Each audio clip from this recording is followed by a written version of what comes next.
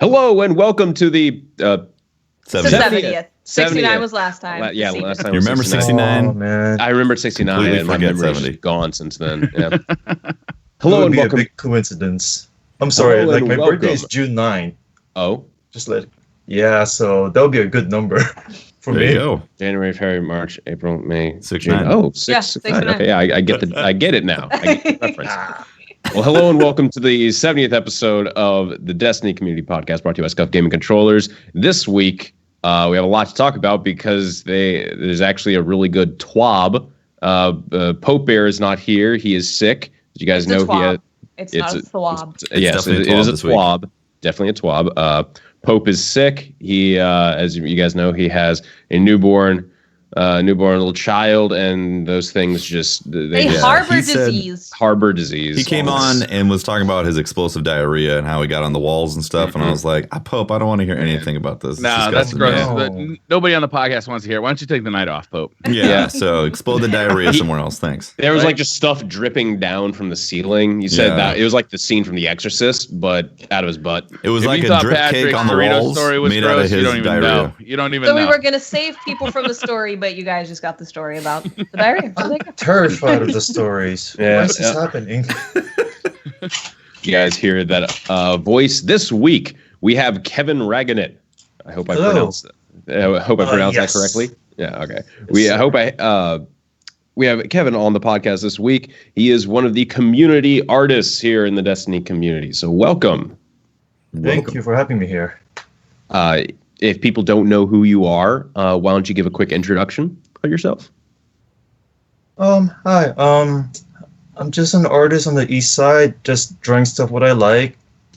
Yeah, like Destiny, some video game stuff, Battlefield, Call of Duty, Transformers, and I do some freelance stuff like here and there. Mhm. But yeah, I've been around for a while. Okay, cool. Nice. So you're someone that people probably know, But they don't even know it. but they but don't know even know, it. but they don't even actually Yeah. know. You have actually had some stuff featured on the Bungie store before, right? Yes. Yes, I have. Like my poster. What was the poster? If you want to describe it, this is an audio podcast, so the visual Oh. medium that you have I don't probably want to doesn't. describe how many characters, but it is like for the 25th anniversary, Mhm. like a compilation of like all the Destiny characters, like both the heroes and the villains put into one, and I don't know where to go from there. I just drew a lot that night, and It's a I great remember poster. drinking lots of coffee, almost no sleep, and then go to work the next day, and then come back home to do more drawings. Nice. I was gonna say you slammed this out all in one night. This poster is really Oh, detailed, huge. One week, and 1 week still like pretty That's tight. really impressive. Yeah, that's I mean, Yeah. that poster is insanely detailed. It is. It really is. Mm-hmm. Yeah. there's at least that's the wrong. I mean, try to quickly count the characters on here. Oh no, not happening. There's at least like Yeah. 50 characters on this poster from the Destiny universe. I see it. You have like another one here of, I believe, the shirt that you're wearing. Mm-hmm.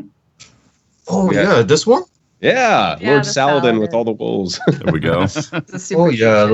like different store too. Like it's not my main. Well, I have two stores, T Public and Rajon. But as for Rajon, I forgot to take care of it, so that's where I got it from.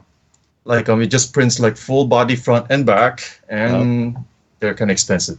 it looks like it's actually a comfortable shirt too. Oh yeah, it is. It's like silk screen. Oh, nice. Yeah. Silk screen on that shirt with all those colors. Oh yeah. Oh, geez, Like that's there's impressive. no wear or anything. Like it survived through all the washes, and nice. So, So, how'd you get into doing Destiny artwork? Destiny artwork. It's just the Destiny world. Like I don't know what to say about it. Like there's so much character in it. Like I want to draw like, hey, Sparrow. I'll draw the Sparrow. Oh, cool! You can do tricks with the Sparrow. Oh God, you can kill your You can kill your party members with the Sparrow. Oh no! I'll draw yes. that too. Oh yeah. Oh yes. just the world kind of drew you in, and you wanted to make art of it. Oh yes, and what do you call it?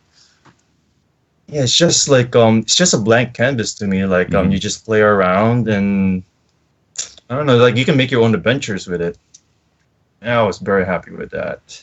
Like Do you think it's because you make your own character? Well, I mean, you know, you kind of make your character, but like it's your character. It's not given a name.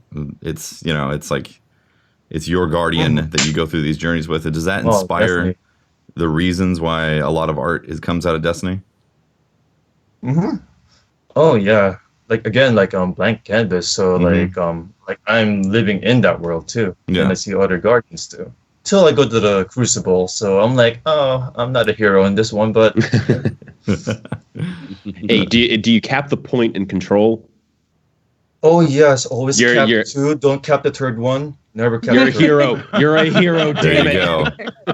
Oh yeah, and if I see a map that's intentionally like all right, like is it what's it called Emperor's Respite, I believe. Yeah. If I spawn in C, I'm like I have to go to A. I have to go to there A. you go. Ignore B. 100%. You know more than 90% of the people out God, you're there. like my polar opposite. It's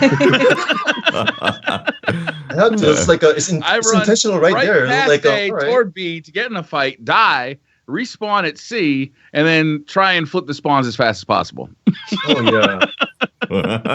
It's almost like Christmas miracle, like when I see like 3 other guardians spawn in C, and then we go to the same like patterns. Like, oh god, we're doing it. Oh god, we're doing it. Oh yes, we got A. Oh my god, and that's just 1 out of 30 games. So yeah. Well, so you mentioned briefly where the place that people can find your art. Where can they find like t-shirts or your store if they do want to see some of this stuff? Let's see, tpublic. I should probably write it down. Give it to me and I'll put it in the link to I'll put it in the descriptions. tpublic.com/user/Fowlerian. Does that sound right? Yes, sir. Yep. There it is. Oh, you're saying it faster than I type. And most of the time though, like my friends just Google my name and that's most of my artwork. Rarely any of my face is there. I had a website, but that one's a bit outdated and a bit embarrassing, so I'm not gonna put it there. No worries. God, dude, I have that. I've definitely let some Flickr accounts die in the past from some really I don't bad want to know photography. what was on your accounts, Patrick. I'm scared. Bacon, sausage. I kind of want to know now. It's Patrick naked covered in bacon. Do you know that? Have I told you the tale? Sign me up. Have I told you the tale of the bacon baby? I would like to know about the Lord. bacon baby. Tale of the Bacon Baby. The bacon baby. Is it a human baby? No. Oh, I'm disappointed. Well, I went to school for photography, and at the photography studio, the building that had all the college kids doing photography in it, there was this refrigerator kind of set out to the side, one of those little mini fridges, and it's just no one ever opened it. So one day one of the older grizzled ancients of the photo program said, "Hey, come here, take a look at this. You're in charge of this now. You have to keep it safe." And he opened it up, and it was this baby doll that took up the entire size of the fridge, completely wrapped in bacon. This bacon baby, was about 10 years old. Never know what we're gonna get with you, Pat. I'm not gonna lie. Never know what we're gonna get. 10 years old. So the doll's 10 years old, The or it's been in the bacon's 10 fridge years for old? 10 years? Both of them are 10 years old. Both the doll and the bacon are 10 years old. Tradition? Oh my god. This is Pat's I think tradition. it's not really a tradition as much as no one wanted to deal with it. What? So just You don't kept it. understand that. Kept it, So it kept it became there. a thing. Who did it initially, and who was like, "I'm gonna wrap this doll in bacon"? Someone was doing like a photo illustration where they were trying to do something weird. So they're like, "Oh, I'm just gonna wrap a baby doll in bacon." It's fucking art. Who gives a shit? You can wrap someone in saran wrap, and it looks artistic. So how'd it taste? I was not going to look. I am an adventurous soul. Not going to taste 10-year-old bacon. What I did help with though, what baby bacon? Yeah, this is some old bacon. We did take the bacon baby out at one point, rewrap it with some new bacon. Whoa, you reapplied bacon? Yeah, we had to reapply it because the bacon basically turned like black, so it didn't look like bacon 10 years anymore. old. It's been in the fridge. 10 years old. And we did another photo shoot with it. But the problem is, under the hot lights of the studio, the old bacon started to thaw. Oh no! So 10-year-old rancid bacon thawing during in a photo studio. Yeah, I hear it smells like dead people. Yeah, it did. It's Why didn't anybody come to the conclusion that it was time to throw out the baby bacon? Did you clean the baby before applying bacon? No, you're in college. You open a fridge door and you see a bacon baby. Are you going to be that guy who cleans that thing? Honestly, I might be. I might. If I was like, I want to put a half-eaten sandwich in the fridge, I pop it open, I see a baby bacon in there. I'm going to be like, what the hell is this? Who are these irresponsible people? I guess I'm going to have to clean this goddamn thing out. I am closing that door. I'm going to look around to see if anybody saw me open it and walking away. Yep. I'd be scared. That one. Just run away. So that's what you should take with most artists anyway. Just run away. You guys want to talk about some Destiny? Because there's a lot to talk about. Yes. I could talk about Bacon Baby for hours. I bet you could. The smell of it. There's plenty of. I don't want to know the deep, dark Bacon Baby photos that are hiding in Patrick's. Oh, that's on your Flickr. I'll see if I can. I'll see if I can find it. I'll have to actually. I'll see if I can find it. It's Patrick looking seductively at Bacon Baby. No, it's just Bacon Baby sitting in a frying pan, and you can basically smell it. Bacon Baby's the big spoon. Is the center of the baby bacon plastic? Like it's an actual plastic doll? Yeah. So you can't actually fry the baby bacon.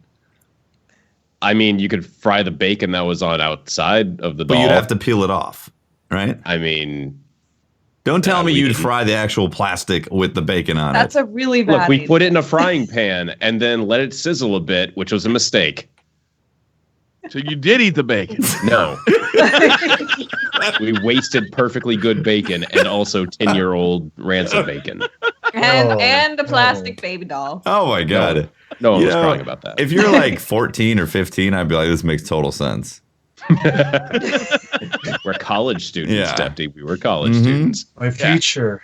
Yeah. It got to the point where when they remodeled the photo building, the person that was in charge of, making sure this thing stays safe forever, took the fridge, hooked it up to like a generator in their car, drove it to their house, plugged it into their house, so then we could keep it forever, and then moved the Bacon Baby. It's in the fridge. After Pat closed the door, there was a little Post-it note on the Bacon Baby that says, "Pat's Bacon Baby, do not eat."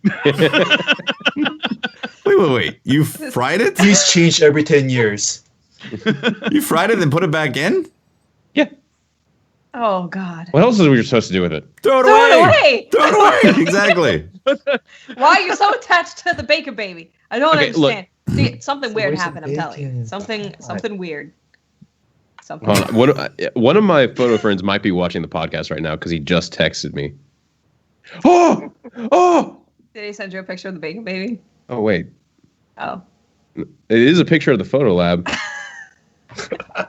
It seems like there was way too much reverence reserved for this baby bacon. I think this might be a coincidence. There's an extreme amount of reverence for it. You know those like. Is this the same around the same time that you were mama birding 3D Doritos?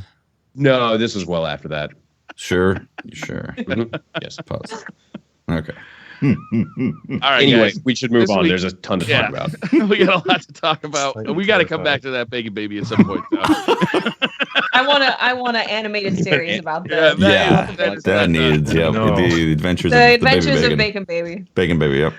So this week, update 1.1.2 dropped. We got a bunch of changes with the update. This landed on Tuesday. We got the Armor Masterworks raid reward improvements. The Prometheus lens got a buff. The Flashpoint milestone fix was put in place. Ooh. Lost and found notifications. Exotics in heroic strikes. Mercury challenges on adventures. Fixed the clan engrams from Nightfall. Challenges in quick play, dismantle timer for Masterwork cores, and the Ikora waypoint fix. The last one is the one I'm most appreciative for. Ikora! Oh, She did it again. Every time. she just wants attention. What do you guys think about the Masterworks? We've had a little bit of playtime now with the Masterworks in place. It's nice to get some new loot, right? It's nice to be able to wear what I want and change the stats on it. But you know what? Yeah. They automatically roll when you apply it. Mm-hmm. They do. You turn your armor into a Masterwork and it like flips. You're like, so no! You have perfect recovery and all that stuff, and then you put the Masterwork on, you're like, oh, no, and then you have to re-roll it. Yeah, I was about to Masterwork everything. I'm like, no, I don't want to mess up my 8 recovery. Because it was going to mess up, yeah. Yeah, so you'd have to re-roll it to get your 8 recovery back if you're... Yeah, but for that 15% damage reduction. You could, for instance, put raid armor on and have it be 8 recovery, even if it wasn't 8 recovery. Or you can do your Trials of the 9 armor and customize it exactly how you want it to be built, which is nice. And you get if you're wearing all 5 pieces, you get the small 15% damage reduction while in super. Yeah. I did not specifically try the damage reduction. I don't think it's going to make that much of a difference. I'd be surprised if you could really notice it. Could it be the difference between me shooting my shadow shot and dying and not dying? Yeah, exactly. Could it be the difference between me shooting my shadow shot at the wall or hitting an enemy? No. I'm not interested in that. I mean, it's nice that they're going down this path and like they put that stuff out there. You can chase it, and now you can get armor Masterworks as well, dropping in the raid and dropping from engrams and all that.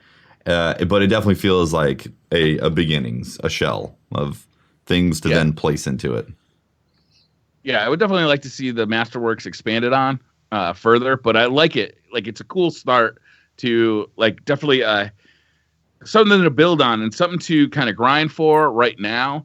It'd be nice if there were different options as far as the perk, like the 15% reduction to damage while you're in your super. It'd be nice if there were other perks you could work toward. Mm-hmm. You could have like 2 7% buffs or 1 15% buff. Like, that's not necessarily that, but like, you know what I mean? It's kind of like mix and match to kind of further customize your Guardian along to your play style, whether you're doing PvP or PvE. Mm-hmm. Be nice to see them kind of expand upon other buffs besides that 15%. Yeah, exactly.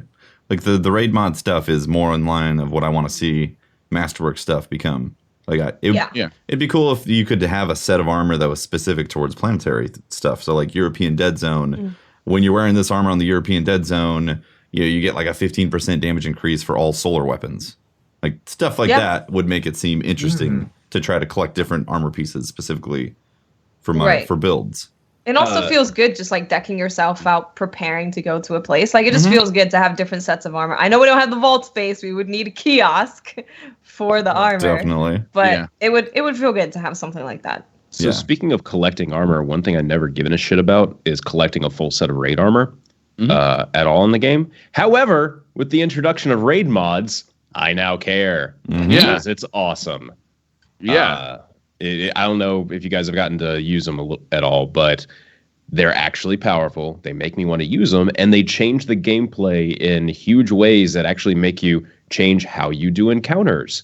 I'm really happy about the state of the raid mods, and if this is like an indication of what mods 2.0 will be, that's definitely good. Sweet, absolutely sweet. Mm-hmm. My favorite. Aside from the raw damage increase for your super and abilities, my favorite is the melee to get power ammo. That's really nice. That's incredibly useful in the raid. So useful. You're always looking for power ammo. And if they ever fix the Ward-if coil glitch, which they shouldn't do until they fix how much heavy ammo we're getting. Yep. Like it allows you to get out of that situation. Yeah, which is nice. Exactly. Yeah. Yeah, it's good. It's a good step in the right direction. Like I said, or what Pat said, like the mods 2.0, if they follow in that direction and make some interesting build-worthy mods that you can hunt after, then I'm excited about that. Do you think they could do something like this for PvP? Do you think there could be like a PvP set of armor? Maybe you get it from doing like the full set of Shaxx armor or the full set of Trials armor. What kind of perks could they put on that that wouldn't be overpowered, but would still be seen as useful. With the current power level of a lot of abilities, I feel like you could have refreshes and stuff on ability cooldowns, and that would be that could be a good first step. Other way. I don't know. There's like just faster cooldowns is what you mean? Faster cooldowns, but make it tied to some sort of gameplay element. Right. So it's not just a faster cooldown. Kills or headshots or stuff like that. Yes, sure. Yeah. That could be cool. Yeah, like getting a kill with a headshot triggers grenade regen or something. Like some kind of way to where it's not just fixed cooldown, because we had that before and that wasn't super great. It feels better. Yeah. Do you guys want to just move on to the February 27th? Go on ahead. All right. So we got the development roadmap. This landed yesterday, right? Am I crazy? Yes. Okay, yesterday. Yep. And they gave us basically 3 dates in the future and a list of things that they're expecting to release on that date or near that date. Now, they make sure to inform us that, this is speculative. They're trying to hit these targets. They might not necessarily hit them. They're putting themselves out on a limb a little bit here by promising things that are so far away that they might not be able to do because, who knows what's going to go wrong in the development. But I got to say, I'm really happy to see these things, and them talking about the future, even though, it does put them out on a limb a little bit doing that. So on February 27th, they're going to bring 1.1.3, update 1.1.3, which is going to mainly deal with strikes and social. The changes that are coming are Nightfall scoring and high score tracking, emblem and aura reworks, fire team members on the destination map, PC public text chat, which is going to be opt-in, exotic repetition reduction, companion mod and shader interactions, companion vendor viewing, and Nightfall Strike unique rewards. But that one's got an So asterisk. that one has the asterisk, which means Right. this has a potential of not happening in that update, which is a shame because that's the thing I'm most looking forward to. Like Nightfall specific loot that's exciting. That is very exciting. That is it gives what I a want. reason to do a Nightfall, which I haven't done in a couple of months, I'd say. I at think least. I've only done like 5 Nightfalls in Same. D2 because I'm just like, I don't need to. I really don't need to. The only time I've done them is for specific quests. Yeah. Like I needed to get it done for a quest. Kevin, you've been running the Nightfalls and stuff much? Nightfall, I think I did a total 4. Okay. So you're in the same boat One as of them us. is for the Rat King. Yeah. Is it because you just don't have a consistent group to run with, or is it just I had the group, but the main problem is usually time wise. For me, as soon as Destiny 2 came out, and then my work schedule increased. I'm like, oh no. it's not Yeah, a sign. Surprisingly though, I finished 3 characters up to 20, and I was able to experience it on 3 characters. So that's much quicker than Destiny 1. Right. Then I stopped playing after that for a while. Yeah. Initially, they were good just for power level rewards, right? And then Yes. everybody wanted the Acreus. And then there's some quests to do it during the Dawning. I can't remember why I was doing it during the Dawning, but I was. Baby Bacon? Bacon. Oh Oh my my God. God. If you are That listening to is the audio version of this terrifying. podcast, you need to watch the It's YouTube version. terrifying. That is actually terrifying. That is scary. It looks like it's If you wrapped in some sort of that's probably a plastic it's- bag, but it looks like it's wrapped in It's a being towel. swaddled. Yeah, swaddled. It's one of those vile Good things. God, that's awful. It is I don't know terrible. how to feel if I'm going to eat bacon tomorrow morning. I'll think of that. That's disgusting. The PC public text chat I'm interested in, but I would have rather seen a clan chat instead. I also don't like that it's opt-in. Opt in. Why? Because we had the same thing with voice chat, right? They were like, okay, we'll bring voice chat into games and Destiny, but it's going to be opt-in. Now, I kind of get it for voice chat, okay, but text chat? Can you not just have it automatically opt you in, but then you opt out? If you have someone being toxic, you're like, I don't want to deal with this anymore, then you can just opt out. Yeah. Because no I'm one's gonna definitely use going to it. opt in, though. Yeah. I can only Yeah. see hilarity into it. And not many here. people will notice there's that. Yeah. And so that's the thing. A lot of people who don't read all of this stuff and know that it's coming to the game, is there going to be something in game that's like, hey, now there's text chat. Here's how you opt in. Because Destiny doesn't have a very good track record of letting you know that something new is added and how to do it and all that stuff. Yeah. So I'm also going to create a hotkey on my keyboard that just types teabag. So I don't even have to go through the motions of teabag. I just told you I did it. I just let you know about it. And then I can To the move on public with chat. my life. Yeah. No matter what game Teabag. you're in. So I like the fact that they're talking about the stuff and they're listing what's coming and so on and so forth. But a little bit of this list is like, okay, is this really something to look forward to on the 27th? Like exotic repetition getting cut back. If they do hit the Nightfall Strike unique rewards, I think that's something to look if they forward hit to. that, yes. Yes, but is the Nightfall unique rewards just going to be an exotic ghost? Or is it actually going to be weapons? I'm hoping that it's weapons. I'm hoping that it's... I'm hoping it's weapons. I hope they're not just like throwing an exotic ghost at everything like unique rewards, guys. I mean, an easy solution right now. It might be, if it's gonna be that difficult to develop things, like if it's gonna take a whole month to put PC chat in, and a whole month to be able to prevent exotic duplication, then how much time does it take to add a set of weapons for things like unique Nightfall rewards? Yeah. I don't know. Right. I don't know. That's the things that concern me about this list. Like I'm really excited. I would say that I hope that it's on that it might not make this update because it's not just a ghost. I would hope so too. I'm hoping. What I'd like to see is something like the Grasp of a Malik, where now there is a couple of items in each strike that can only be obtained by grinding the Nightfall. And you might not get it on your first Nightfall. You might not get it on your third Nightfall. You know, you might have to go in there and grind for, quite a bit of time. But hopefully you'll get it, and hopefully those rewards are really good. And hope you got the right rolls too, the god rolls. Yeah. Oh boy. Yeah, if they put random rolls in there, yeah. Oh, can you imagine if they put random rolls on them? That'd be great. Specifically Nightfall. If that's Nightfall is the only place you can get random reward weapons. That would be interesting. That would change it up.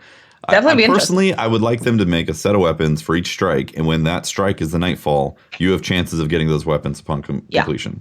Like a full set, like a raid set? Absolutely. The game is starving of actual loot. It's I agree with that right now. Completely. Especially if it's only through a Nightfall. So that specific Nightfall has to come up. That's not going to be up every week. It's going to be something that you can look out for, get excited about. That would be great. You're going to want to hit that Nightfall every week. Be like, I need to get this. I need to get that. Yeah. By the way, I need more vault space. Hopefully that gets fixed. Go in the Nightfall, you get vault space from completing it. You get a drop that increases your vault space. It's like an actual vault. It's a backpack. Oh, yeah, backpack drops. They have a ghost with a backpack on? Yeah, there you go. A little ghost with a little backpack. I dig that. Let's have that. It can hold 6 more items for you. Oh, it can carry you, Briar, through the Nightfall now. You can carry me through Iron Banner. Yeah. things you can do. March 27th, we get another update. So that's hold on. There was the Nightfall scoring and high score tracking. Like that's the thing that I'm most excited about in there because Dado and I did that a ton in Destiny 1. Just going in and we would just see, let's see how high of a score we can get and see if we can get the highest scores. So there's going to be tracking. There's going to be Nightfall scoring, high score tracking. Sweet. The high score tracking means that it'll be like posted globally or it's just for you? I don't know. Like you can see your last score, you can see your highest score. Right? Question, did they mention anything about the Nightfall timer? Like, it's getting removed. It's getting removed. Oh, okay. In favor of swapping to tracking. So that means they'll have to change something about the racking then, because one of the racking requirements. Yeah. Yep. That's true. And then, so that's not a huge deal, I'm sure. I think that's cool because just making orbs alone made me very excited to play strikes and try to make as many orbs as possible. Yeah. So having actual strike scoring in there at first with Nightfalls and hopefully into heroic strikes, I think that'd be great. Mm-hmm. They need to put an orb tracker at the end of Crucible matches. Oh, they should. That would be fun. Emblem. Like, here's how many orbs you made. Yeah. We need it for a raid. I need to see how many orbs I made for a raid. Yeah. That should be We need it everywhere. for everywhere. Yeah. My What about Midnight just an Coup has orb, been putting in orb work. creator? An orb created emblem. That'd be cool. Hold up, we didn't talk about raid rewards and Oh dropping. God. And I have I got a little bit of a problem with this. All right. Uh-huh. So the Midnight Coup, shame anymore, Tefty? Is that what's going on? it was Oh, the no. one thing that people wanted because it was rare. It only dropped from Callus Just mad specifically. You can't shame people. But now you got a dollar store plastic version that dropped from dogs. Come on. Excuse me. Mine is shiny. It's a masterwork. Both of them that dropped in the same run. I agree with you, Tefty. That it was like the thing to keep grinding Callus for, right? 'Cause, Exactly. like, Yeah. it was the thing. And now, yeah, there's the masterwork armor, there's the masterwork weapons, but the Midnight Coup was, I mean, it was nowhere near as good as the Fatebringer. It was nowhere near as good as, I mean, it's pretty good. It's pretty but good. It's Especially pretty on good. PC. On PC, it feels really good. But it was like the thing. It was like that kind of carrot on a stick for Uh-huh. the raid. And now it drops everywhere. Exactly. It was like, let's do the raid. Who's going to get the coup? Who's getting the coup? Now it's like, oh, the dogs, the baths, the gauntlet. Well, Tefty, now you can get the ghost because that only drops off Callus. That's true. yeah, But but that's not the same as a weapon. it's not. It's not the same. It's not the same as wanting to experience the perk on a weapon and seeing like the animation and all that. The And ghost is on cool. PC, that's my favorite weapon now. I mean, it just is 100%. that and a submachine gun in the Crucible. I'm having a ton of Delicious. fun. Yep. In PvE, I'm having a ton of fun with it. It feels so crisp. It looks good. It feels good. It sounds good. There's nothing wrong with it. Everybody should have one. Go get it. Now everybody's got like, you know, they got their fake Midnight Coup that dropped out of a 99-cent store with like cheap plastic and, you know, bad paint job and like, I don't know. It's just not the same. They don't make them the same anymore, you know? I hear you. I hear you. The kids these days, they don't understand. March 27th, we're journey. getting weapon and ability sandbox changes. This is gonna be the big one, right This here. is the big Right? one. This is gonna be the big one. Heroic strike modifiers, Iron Banner 6v6, Yeah. weekly Crucible playlists, including Mayhem, Crucible ammo and gameplay tuning, Nightfall challenge cards, Crucible quitter penalties. Nobody likes a quitter. Repeat Crucible map and strike protection, and exotic weapon and armor sandbox changes asterisks. See, there's a again, lot in that update. That's There's a like big a update. full sandbox update. They're adding 6v6. They're adding a rotating playlist. It's gonna have mayhem in it. Like there's a lot coming in there in 1 month. It's a lot of stuff. The one on everybody's mind though is the weapon and ability sandbox changes, right? Like that's the And they That's kind the of one talked about everybody that wants in the to know TWAB. about. which Right. we'll We'll talk about that more later, but God, there's a lot weighing on. I feel like on that. Exactly. That was my underlining tone when reading this whole like what they're laying out until May. Part of me says that's great. They're talking about this. I'm excited for March 27th. And then there's the other half of me that says 2 months for a sandbox change. Tefty.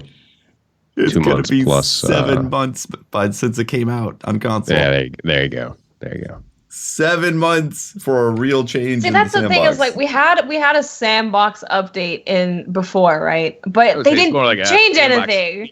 Yeah, Yeah. they didn't change was like anything. So when I was expecting a big, huge sandbox update every season, I wasn't expecting here's a little bit and then wait 7 months for an actual big sandbox change. Exactly. They need to stick to, if they're going to tell us that we're going to get seasonal big sandbox updates, that's what I need to get. 4 times a year, it needs to be like gigantic. Exactly, Watts. We need every 3 months a major change to the way the weapons feel and the abilities and all that. So it changes it up.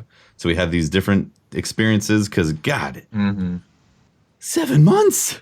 We get stuck in the same meta for so So long. here's one of the It's here's like one of the D1 things. all over again. I'm taking the more optimistic approach. At least Tell I me. have. So we have February 27th for when a patch is coming out, March 27th, and then May, general in May, which we haven't gotten to yet. Hey, there's 3 dates on here where I can go. Oh, sirens. Where I can go. Hey, I'm definitely playing then. Yeah. I'm Oh just yeah, like, for sure. Totally. Like I'm. No, I completely. I don't think I think we should also say the positive things is, like we said before, it's very nice having the dates of when this is going to happen. Yes. Mm-hmm. Not only do we have stuff that is forecast to be dropped, but they're also saying, hey guys, we're also going to try and get this done for them. They're being open about everything, even if they're not sure they can hit it. And I like that. I just want to know what they're thinking and what they're planning. And they're telling us that now. So that makes me really happy. I agree. Yeah, I'm really excited about just about everything on this list for March 27th. Heroic Strike modifiers will be fun. Iron Banner 6v6. I can't wait for that. The weekly Crucible playlist, including Mayhem. I had a ton of fun during Mayhem. Mayhem was amazing. Mayhem was fun. Mm-hmm. I don't know what are Nightfall challenge cards going to be. I don't even know what that means. That sounds cool. You think you're going to be get a random card and it's going to be a different challenge for the Nightfall, and maybe it's almost like a bounty kind of thing. Maybe. Huh. I would love a bounty type of system. Yeah. These Maybe are the it's challenge cards. Yeah, maybe Cade 6 gives you a jack of clubs and it has a certain challenge on it, and you got to complete that to get a reward. Yeah, if you do it in that specific way, you get something cool. Yeah, that'd be cool. That would be great. I was thinking of the Rise of Iron record book. Like, you finish something, you get box rewards, and then you get some ornaments. Mm-hmm. Yeah, That'd be cool. Yeah. Mm-hmm. I wonder if it's related to the previous update, the Nightfall Strike unique rewards. Probably. Challenge, get a guaranteed Maybe. reward or something. the repeat maybe. Crucible map in strike protection. Oh my god, I feel like I go into the Crucible with a fire team and we just get the same map for 4 maps in a row. Mm-hmm. Yeah, You know, yeah, it's it just happens over very and over and frequently. over again. And Yeah. same thing happens in strikes. Is you just it's like they decide what your playlist is going to be based on the first strike you load into, and guess what? The whole playlist is just one strike over and over again. Yeah. Yeah. So that'll be a nice change. One thing that people were a little concerned about from reading this was seeing that Iron Banner 6v6. It wasn't, we're bringing 6v6 as a playlist. It was Iron Banner 6v6. So a lot of people were thinking that 6v6 is only going to happen in Iron Banner. But for me, I didn't read it like that simply because they said they're having the rotating playlist as well. So I was like, worst case scenario, I think it'll be in the rotating with Mayhem. Best case scenario, it ends up being its own playlist. But I feel like Iron Banner is just the introduction to 6v6. I don't think it's just going to be an Iron Banner. Mm-hmm. Yeah, it's hard to say. You know, that it's just it's 3 words. You know, Iron Banner 6v6. There's not a lot to go on other than that.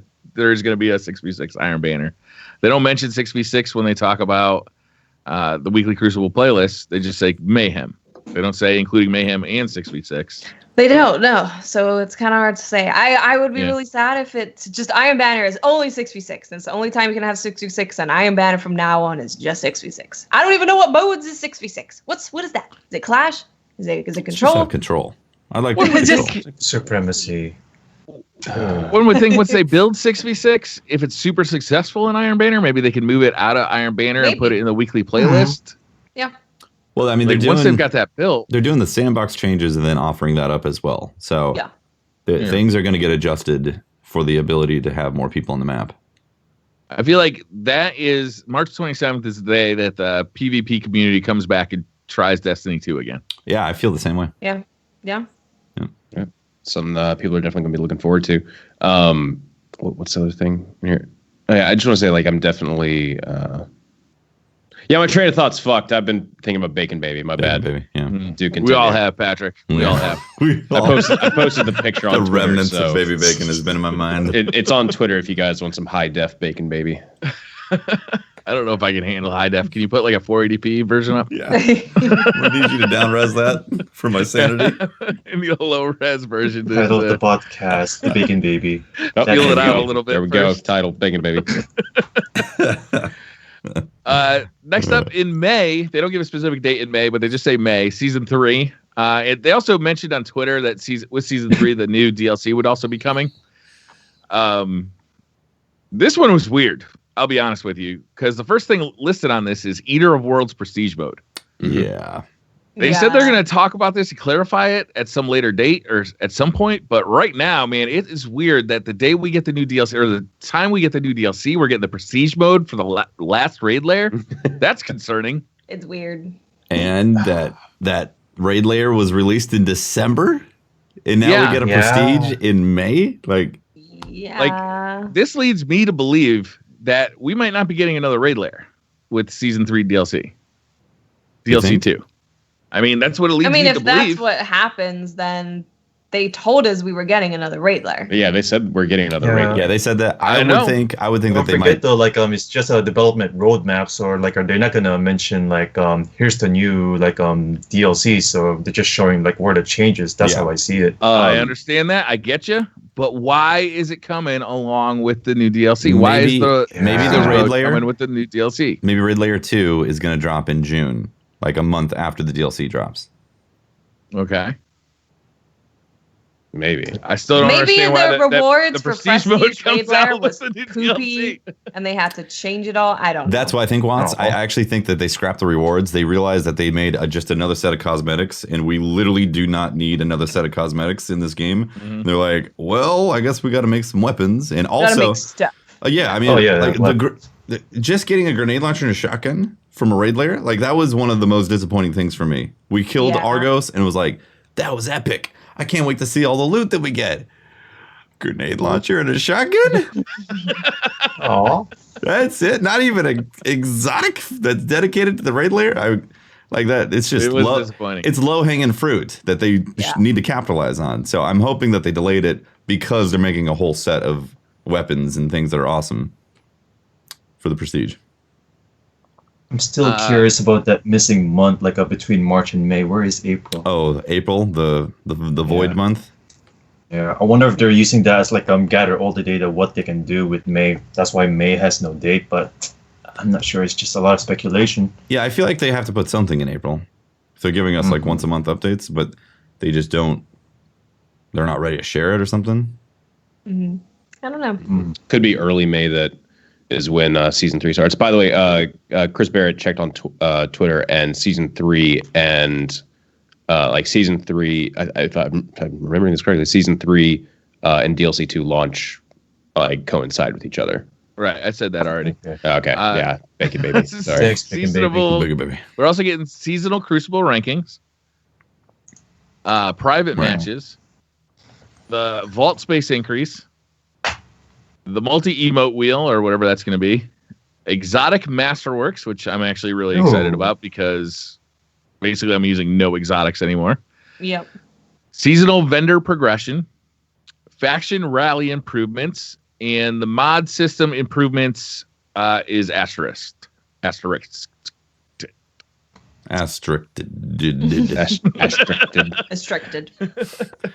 really hope mods 2.0 is amazing. I hope it's amazing. Right out the gate, I don't want to be like, this is a good foundation. I want to say, wow, this is amazing. This is exciting. Exactly. Yeah. We need them to really hit a home run with this stuff. I want to feel the same way about mod 2.0 that I feel about current raid mods, which is like, hell yes, I want to get them. I'm actually thinking about the game outside the game. Mm-hmm. That's generally what will make me keep coming back to the game, because I want to see if the stuff I was thinking about was actually going to work. Yeah. Mm-hmm. But you know what, Pat? I'm really disappointed that they just put the mods in the armor itself. So you already had them if you had the armor. Like I wanted there to be a reason to go and chase after those raid mods. So I'm a little disappointed that they just auto added those. I understand that, and at the same time, I'm really happy that they just did this to be like, fuck it, let's see if it works. Let's see if this is the power level that people are excited for. Get a baseline litmus test for the community there. That's a good point. In the future, I'm with Tefty though. I'd like mods to be something we could go chase after. Like if there ends up being like an amazing mod that's only available by running this one strike. Like I'd like that. I'd like something like that. You know? That's what we need. Yeah. We've been playing Monster Hunter so much. I'm like, I got to go do this. Now we know how to fix Destiny. I got to go. I wouldn't mind a little Monster Hunter in my Destiny. I'll be honest with you. I know. I have got to keep farming this one thing over and over to get that thing that I needed. Destiny. How amazing would it be if you killed Callus, carved up his parts, and went crafted a scout rifle and like a belt out of it? Yeah. Okay, that would you're be talking awesome. to me right? Now. Yeah, I like this. I like this. It would be amazing. Oryx, like Argos, you got to hop on his head and rip out some cables and pull out some parts. You're like, this will do. I like it. God, that would be I can make a amazing. mod out of this. Yeah. Yeah. Make a set of mods, set of weapons, Order for armor. my ship. Cool. A I ship, like make that a ship idea. out of it. Yeah. So yeah, that's the development roadmap. I'll be honest with you. There's a lot of stuff I'm really looking forward to. The big thing for me personally is the weapon ability sandbox changes. If they don't nail that, the rest of this stuff might not be enough. Like the rest of the stuff is cool, but changes the sandbox is really what I got my eye on. I've really refrained from making those like all or nothing type of statements. Right. But this is really kind of the first time that I feel like the sandbox change that they do on the 27th is actually going to make or break quite a bit of the community for the future of that. Because speaking of the sandbox change, in the TWAB this week, we got some stuff to finally go on. Mm-hmm. We do. We have an idea of what they're thinking. Dare I say I actually have hope here, and not just. I even like what it's called, Patrick. Go fast update. Go fast. Yeah. I want to go fast. You like go fast? I like going fast. Going fast. Sparrow racing.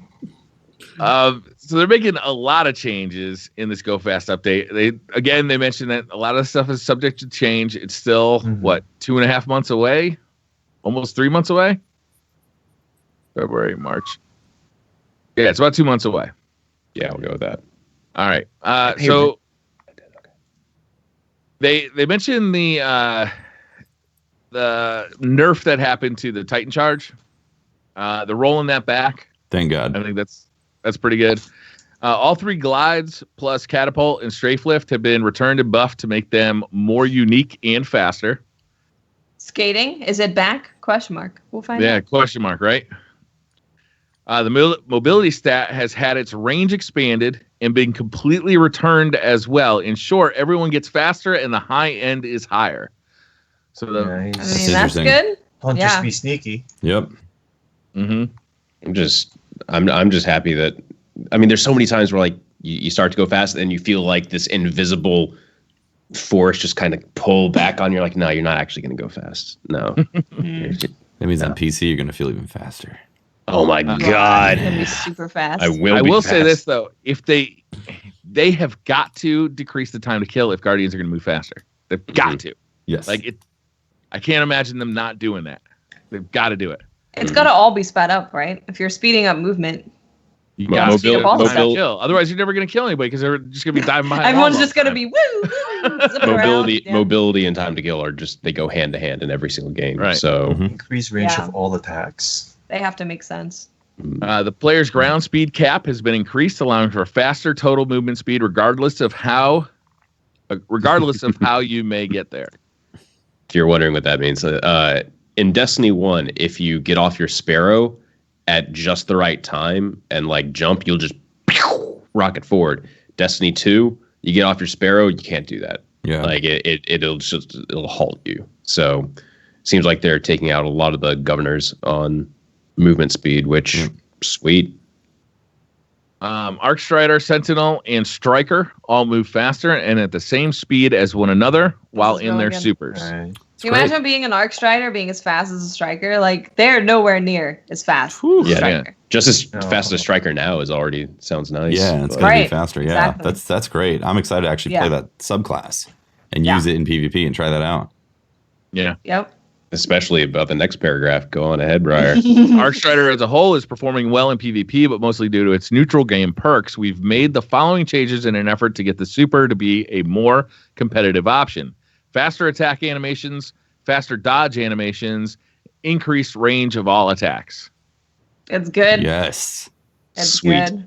I can't wait to be salty over an Arc Strider coming at me. That's going to be awesome. Supers recharge faster for everyone, so you'll get more supers. Yay. I hope that's in these are just sandbox changes too. So like this applies in PvE as well. Mm-hmm. I would imagine, yeah. Yeah. PvP and PvE. We've bussed several weapon archetypes, including but not limited to hand cannons, pulse rifles, sniper rifles, and shotguns, and a few specific perks as well. Dude, I can't believe they're buffing hand cannons. If that goes to PC, man, oh my god! The Midnight Coup. Just watching it be like, oh, we improved the aim assist for hand cannons. And Okay, that's fine. That's fair because I can't even fucking use them on console. I got no use for them on console. On PC though, they are the only weapon I want to use all the time because they're just so fucking fun and they feel so precise. Mm-hmm. Yeah. My God, pulse rifles definitely need that buff. Sniper rifles, for sure. I mean, the only shotgun I ever see is Acris, so I don't really know the rest of the shotguns. Gotta buff the other shotguns. A key goal here is to make shotgun snipers and fusion rifles more prevalent in the game. We've also been working side by side with friends on PvP to increase the pace of PvP combat and the frequency of power play. Here's a sneak peek at their hard work. Player respawn times for all quick play modes have been decreased. Power ammo respawn timers for all quick play modes have been reduced 30%. For all survival modes have been reduced 40%. For all countdown modes have been reduced 25%. Ammo counts have been adjusted in relation to these timers and in relation to the weapon type. Thank God. I hope that you only get one rocket per. Enemy players now drop their power ammo on death. I love that change. Same. The dropped brick is available to anyone until picked up or 30 seconds have passed. That's awesome. Your teammate could get the power brick that you killed a guy for. This is going to be crazy. Yeah, that's cool, man. See, the only thing I'm a little concerned about is they're going to have to be careful to make sure that doing this makes more people want to use shotguns and snipers and everyone not just picking up rockets and using the colony. They got to do something about the rockets. They have to do the ammo thing I die thing, right? to in the PvP. It's the only thing I ever see anybody using. What's going to stop someone from picking up 100 rockets instead of, using a sniper or using a shotgun like they want you to? Yeah. They have to change the ammo, like you said. You only get one rocket from a brick. Then if you get a ton more for a sniper or a fusion, then that might make you think, okay, well, what's gonna give me more bang for my buck? So what do you get for a sniper now? It's like 7 shots, right? 6. 6, yeah. And you get 2 rockets. I mean, in my hands, 6 shots is good for 0.2 kills. But a rocket is probably good for 1 or 2 kills per rocket. Yeah. I'll be honest though, if you have the Acris, it is very hard choosing rockets over the Acris. That's a very good gun. Especially if you're using Devour. Good God. Yeah, that is nasty. Mm-hmm. But snipers, I mean, they're hard to use. I was using one today just for fun because I was watching Wilson use them last night on his stream, and it, he's fucking good with it, and it made me want to play with it. And it's not the same, obviously, but it was still fun to use it. But man, the flinch is crazy, and they address that too later. They did. Yeah, boy. They talk about the shoulder charge changes. This is actually back. The next paragraph is actually huge. Can I read that real quick? Yeah, go ahead. Yeah. So the shoulder charge change, basically they say people were valuing it for its movement over the actual damage. And they said the goal of the untargeted distance nerf was to discourage using it as a movement ability by making it only effective when using against enemies. In retrospect, we think this change was a mistake, and we've heard you all say the same. We believe there are a number of gameplay atoms like this that perform or are used differently than we expected, but are thoroughly enjoyed nonetheless. In the future, we want to embrace the state of gameplay atoms like that and balance around it, not against it. Thank God. I love that. That's a big deal. Yeah, that is a huge statement. That's them saying, instead of looking at data and being like, well, this isn't performing exactly how we intended, they're looking at the community and seeing how people are using it and saying, that's a fun way of using it. Let's allow that to happen, instead of saying, nope.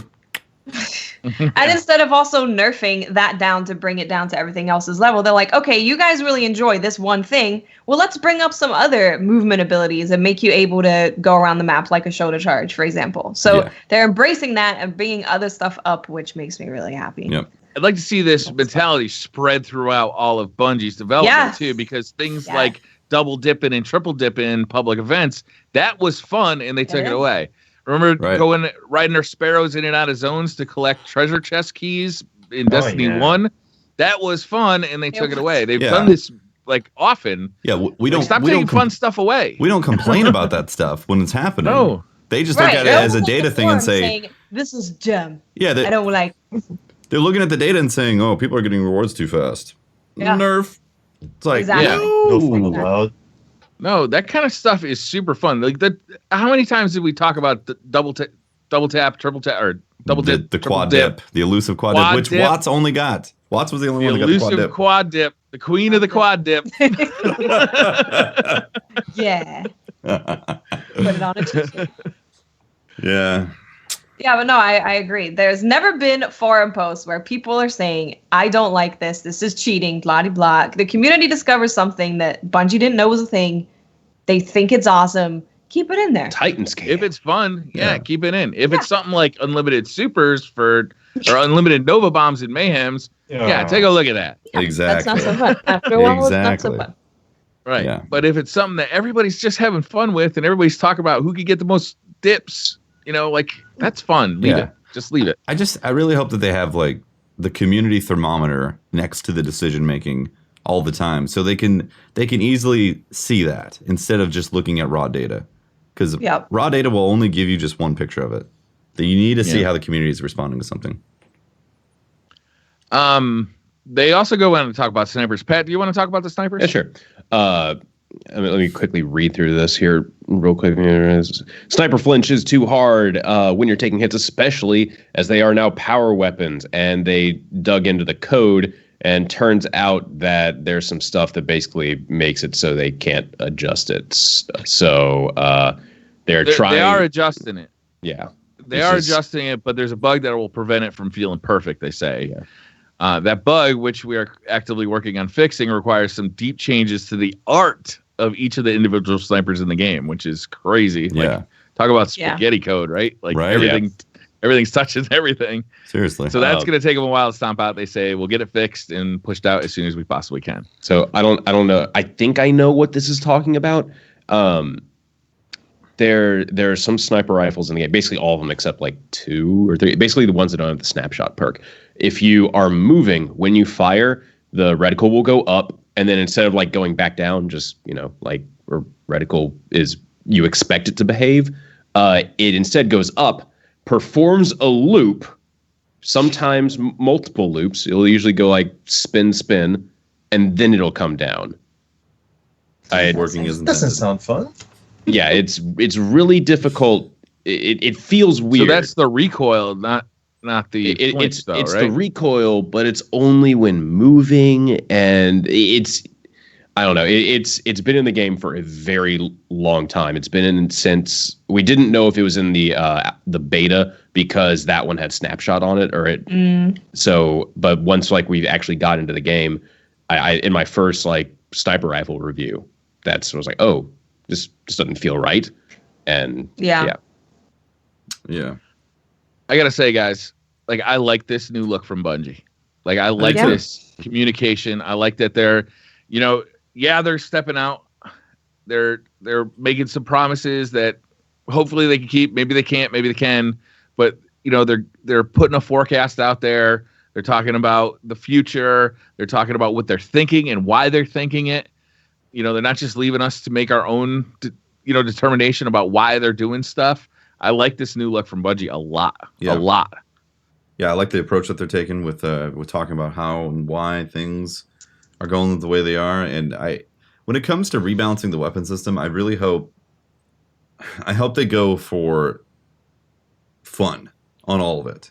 Mm-hmm. Yep, fun. Because I'm enjoying kinetic and energy, and then I miss having a rocket in addition to like a fusion rifle. So I really don't want them to see. I don't want to see them merge kinetic and energy into one slot. I really don't. But I don't either. But I want a dedicated rocket slot. Yeah, the rockets feel like they should have their own slot. They feel totally different to a sniper, right? A rocket and a sniper feels very different. I understand where they were coming from. Like, it has the potential to one-shot, and that's why they're in that power slot. But they're not the same. They're really not the same. Yeah. No. They're not the same. I also hope that, like, we get the update 1.1.3 in February 27th, and they're making projections about the summer, right? Like, I hope this isn't the last we see a roadmap like this. I hope that, as they update the roadmap internally, they decide to keep sharing that and become, this more communicative Bungie that they've been in the last few weeks. Like, I don't want to see this stop when season 3 happens, and then all of a sudden it's back to the old Bungie where, we're kind of just guessing at what they're up to, right? Like, this is cool. We like this. Keep doing it. Yeah. I also hope they keep doing a developer update. Have the TWAB, have that be a thing that happens every Thursday. But when there's something to talk about, have a separate developer update on the blog. I hope they continue to do that, because that's something that is very much appreciated. Yep. Yeah. I'd love to see them get one of the guys on the Twitch page once a month and just talk about a post like what we got from Hamrick today. Imagine if we could ask questions live while he's talking about it. How useful would that be for more clarification? Would be amazing. Warframe does it every other week, and it's incredibly successful. Yeah. So, we haven't talked about this yet. Iron Banner came around this week. Yeah. Kevin? Yes. As we were talking before the podcast, you didn't get through the raid, so couldn't really talk about that. But you have been playing some Iron Banner. How you been enjoying it? Ooh. Let me try to remember right now. Let's see. Emperor's Respite. Emperor's Respite? Oh, yeah.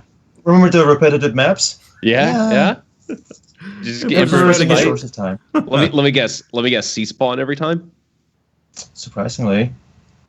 And I was like, I know what I had to do. Just hope the other guys, they're staying. Yep. Yeah, other than that, though, I'm having fun. There's the ornaments, and from what I remember, though, the ornaments are account wide, are they? I believe so. I believe so. Yes. Yeah. Yep. So I've been playing my Titan, and I heard the hardest thing to finish the ornament is the chest. And by the end of the night, I'm like, all right. Grenade kills. Yeah. I just end the night with 10%, and I'm like, 10%, that's not bad. And plus, we have the whole season to finish it, so yeah, which is, we know now is going to go till May. Yeah. So plenty of time. So there's a lot of time. Plenty. So we should get I don't feel a rush. Two more Iron Banners. February, this season? March, April. Well, 3. Are we gonna get one for February, or is this the February one? Well, it started in January. It's a good question, Brian. I don't know. There's at least 2 more. But there might be 3 more. There's definitely 2 more. Might be 3 more. Yeah. Don't be stingy with the Iron Banners, Bungie. You got nothing else really going on in game. An Iron Banner actually got me onto Destiny playing for many hours because I wanted to get the ornaments. Mm-hmm. A lot of the ornaments I think look really good. I wanted to get them. Plus, it's control, so I get to play a mode that I enjoy. Mm-hmm. Yeah. So yeah, I've been having a ton of fun, and I like the challenges. I like the challenges for the ornaments because they are long-term challenges. They're not you're not going to get them in one day of playing Iron Banner. Mm-hmm. Yeah. 25 wins. That's a lot of wins, even if you win every match you play. It is. Yeah. That's quite a good amount of game time there. Yeah, 100 melee kills or grenade kills. I think I'm at 35% on that, and I've been playing. I think I played 13 hours of Iron Banner so far. Oh boy, I only played 3 hours last night just to get that 10% on one. Yeah, but you were on a Titan. I was on a Night Stalkers. Yeah. Oh, I'm so half sorry. the grenades. Yeah, I was on a Titan. A melee that doesn't go nearly as far. Yeah, I was on a Titan with the Sync and Striker, so I was just like, okay, just punch my way through. Mm-hmm. Go jump. Yeah, I definitely feel like I'll get that though a little faster with the Syntheseps and double post grenades. Yeah. Mm-hmm. However, I'm happy with the chest ornament because, from my experience, I've seen many people trying to attempt to punch instead of staying all the way in the back shooting. Mm-hmm. So it's everyone's going close quarters. I'm happy with that change. True. Forces some. That's a good point. Yeah, some actual close quarter counters. I played a couple hours. It's just not a good week for me since Monster Hunter is so damn good right now. I know. Monster Hunter is really fun, It's Tempty. so good. Is everybody playing Monster Hunter right now? Everybody? Yep. It's Not yet. the game. It's like the games that I grew up playing. Where I just would sit there and just grind and grind and grind. Exactly. I could just sit there and go and hunt for mushrooms for 5 hours, and I'll be very happy. It's amazing. It's perfect. Like all the different stuff that you go and collect and then carve and all that, and then it feels like it just feels like there's all this PvE content that's constantly unfolding as you go. I'm like nearly 50 hours in the game, and I feel like I've only scratched the surface of what's available. They ration out the game so well. It's like you start by kind of learning the gameplay loop, and then you kind of realize, okay, I gotta like kill these monsters to get the gear. And it seems like just about every time you kill a monster, you get like 1 or 2 pieces of gear, and then okay, well, I really want this one really rare drop from this one monster, so I might have to kill it 3 or 4 times to get that drop. Yeah, and you start learning about investigations. The way you just kind of like start expanding your knowledge about all the different ways to play, essentially killing monsters with a weapon, is really gratifying. And then there's so many weapons. There's 14 different weapon types. Oh my goodness, there's so many. And every single weapon plays so differently. Yeah, they really do. And but they're all rewarding. Like every one of them. They all feel great. Super rewarding. Yeah, it's amazing. I've been a big fan of the greatsword. Like it's slow and clunky, but man, when you line up those hits, when you get the triple charge, right? You get the triple charge right in the face. Oh God, it's so good. Last time I remember about the greatsword, so like it's really good when you're soloing, so you can just protect your boss. But if you're playing with teammates, though, I'm like, oh no, like I already charged, but it went towards the other teammates. So it looks like it's good for solo. That makes sense. Yeah, I split time between a longsword, and I definitely have that problem, and the hammer. The hammer is super fun though, because you just go flipping around like a madman with that thing, and you got this hammer that's the size of, I don't know how big it is, man. It's huge. It's like the size of a. You're basically carrying around a Mini Cooper on your shoulder. Right? Yeah, it's awesome. It's so fun, but you're so agile when you're using it. There's a move with the bow that Patrick knows about. It's a Dragon Piercer move where you charge it up. It's quite a long charge. But if you hit it in the right spot, you're supposed to hit from head to tail or tail to head, so you hit the most parts, it pierces through. When you hit all of it and you hit all the crits and it makes that sound, it is the best feeling. It's so like a pleasure center right there. Oh, it is. Do you have? It's like firecrackers and popcorn popping all at once. Which bow is that? All the bows. Just the normal bow. Just the normal bow. Have you farmed Leginia set yet for the armor? Because you get like the bow increasing. Well, I just started getting investigations for those, so I'm probably going to start doing that. Nice. Very soon. I will definitely be doing that. I haven't done. Is this everybody's first Monster Hunter? Or it's my have first. You guys played before? It's my first. Yeah.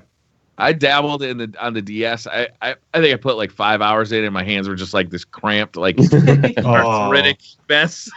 So I just could never put the time in those games deserved. It's so nice to have this beautiful version of the game. I mean, the game is really gorgeous. I can't wait for the PC version because the frame rate's a little shitty. PC. I know. I'm using thinking first about it now. experience though was the PlayStation 2 when it first came out. Oh God. Oh yeah, and that's where like I think I had a 56K at that time too. Nice. For the internet. But other than that though, like I have my friend that's helping me out, just like just go on a double date and like, hey, there's that Rathalos. Go out there. Like I never thought about a double date playing Monster Hunter. Interesting. I'm not in the dating pool anymore, so I've lost touch with the youth, so I don't know what the kids do anymore. But after that, though, I'm used to playing it on the PSP, so I've been playing it like during my commutes. Oh, nice. Okay, that's cool. Nice. Yeah, but seeing it on the on the PS4, it looks beautiful. Like I just watched like my fiance play it. I was like, oh, cool. Oh wait, what are you doing? Like character creation? I'm like, that looks cute. Yeah. Oh my God, making character. A Palico. Oh, the Palicos! Those things are so fucking cute. They're the heroes of the game. You know when you send them on an expedition? That is my favorite thing ever. That animation is I incredible. get to steal all of my friends' cats and send them on an expedition. It's great.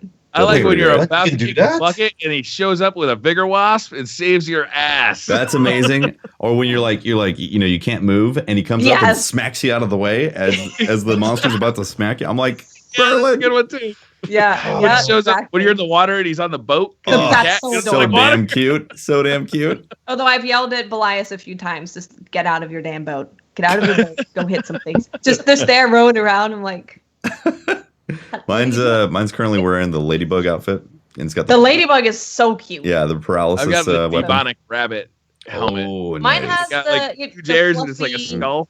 fluffy blue blue one. With That's the what ears. my actual hunter is wearing. I farmed the I can't remember the actual name of the monster, but it's Fuzzy Boy. The cotton Fuzzy ball? boy. Balls up. Yeah, the cotton ball. Yeah. The armor you get from him is pure magic. Oh yeah, Pure magic. It does look great. Wait, which It's one a is this? furry Monster Captain Hunter hat. Cotton Ball. I don't know Fuzzy the Boy. monster name. Wait, the one that It puffs starts up with a like a ball? P. He's Yeah. a big Palico? gray No, The Palico's the rat bird, right? The rat bird. Yeah. rat bird. Yeah, Yeah. Palamo. Palamo, yeah. Palamo. There you go. Palamo. There you Yeah. go. Fuzzy Boy. Half bat, half cotton ball. Yeah.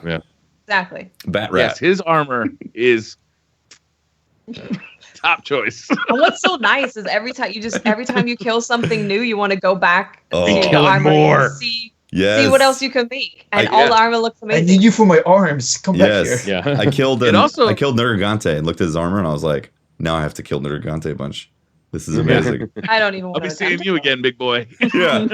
I'll be hitting But you with my I love great the axe. gameplay loop too because you're always on a timer. So it's like no matter what you're doing, if you got an hour, you can play some. If you got 20 minutes, you can play some. Like if you got an investigation, like I got 20 minutes before I'm going out on a date with my wife. I got a 15-minute investigation that I can go on and try and kill a Rathalos. You Mhm. know, like that is very cool. I love the game. Yeah. I'm very happy with it. I think that's the thing. Like they've tapped into the gameplay loop and the looting structure so well that these are the things that I really miss and wish Destiny had. Destiny 2, obviously. Destiny 1 had elements of it, but I'm not joking about the fact that like if you could go in and kill a raid boss and get parts that you would then take to go and craft some of the raid armor and the raid weapons, that would be such a satisfying gameplay loop. Being like, would. I almost got Callus's gem to make the midnight coup. You know, like that would be next level. What It if you honestly could buy different parts to make different perks on the weapon too? So you can get a midnight Q that has outlaw in rampage, or you can get one that has outlaw in firefly, depending on the parts you put into Briar, crafting. you stop it. You stop it, Briar. Oh man.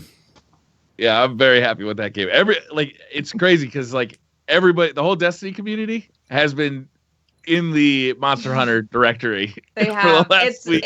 They've tapped into us so well. Oh, yeah. We It's have so been good. wanting Totally. to loot and grind, and here comes Monster Hunter. Yeah. Yeah, it's been perfect. I mean, there was a brief respite that we were all at the Sea of Thieves directory. It's true. Oh, And that was fun too. fun. That was Yeah, very fun. I think that Patrick's still locked in the brig over there. Oh, Yeah. he's definitely voted to be. the I brig couldn't over go there. back to play. I was eternally in the brig. I wanted to say real quick about Monster Hunter. I started off, and this is my first Monster Hunter game. I wanted to go in blind. Huge mistake. It's a type of game where you should probably research some stuff. At least look at weapons, see what you think you might like. You know who's got great videos is Arex. He's Yeah. got a full breakdown of every I weapon like his type. videos. And you can just buzz through all those videos in like an hour just to get a brief overview of each weapon type and what it's good for and kind of how it plays.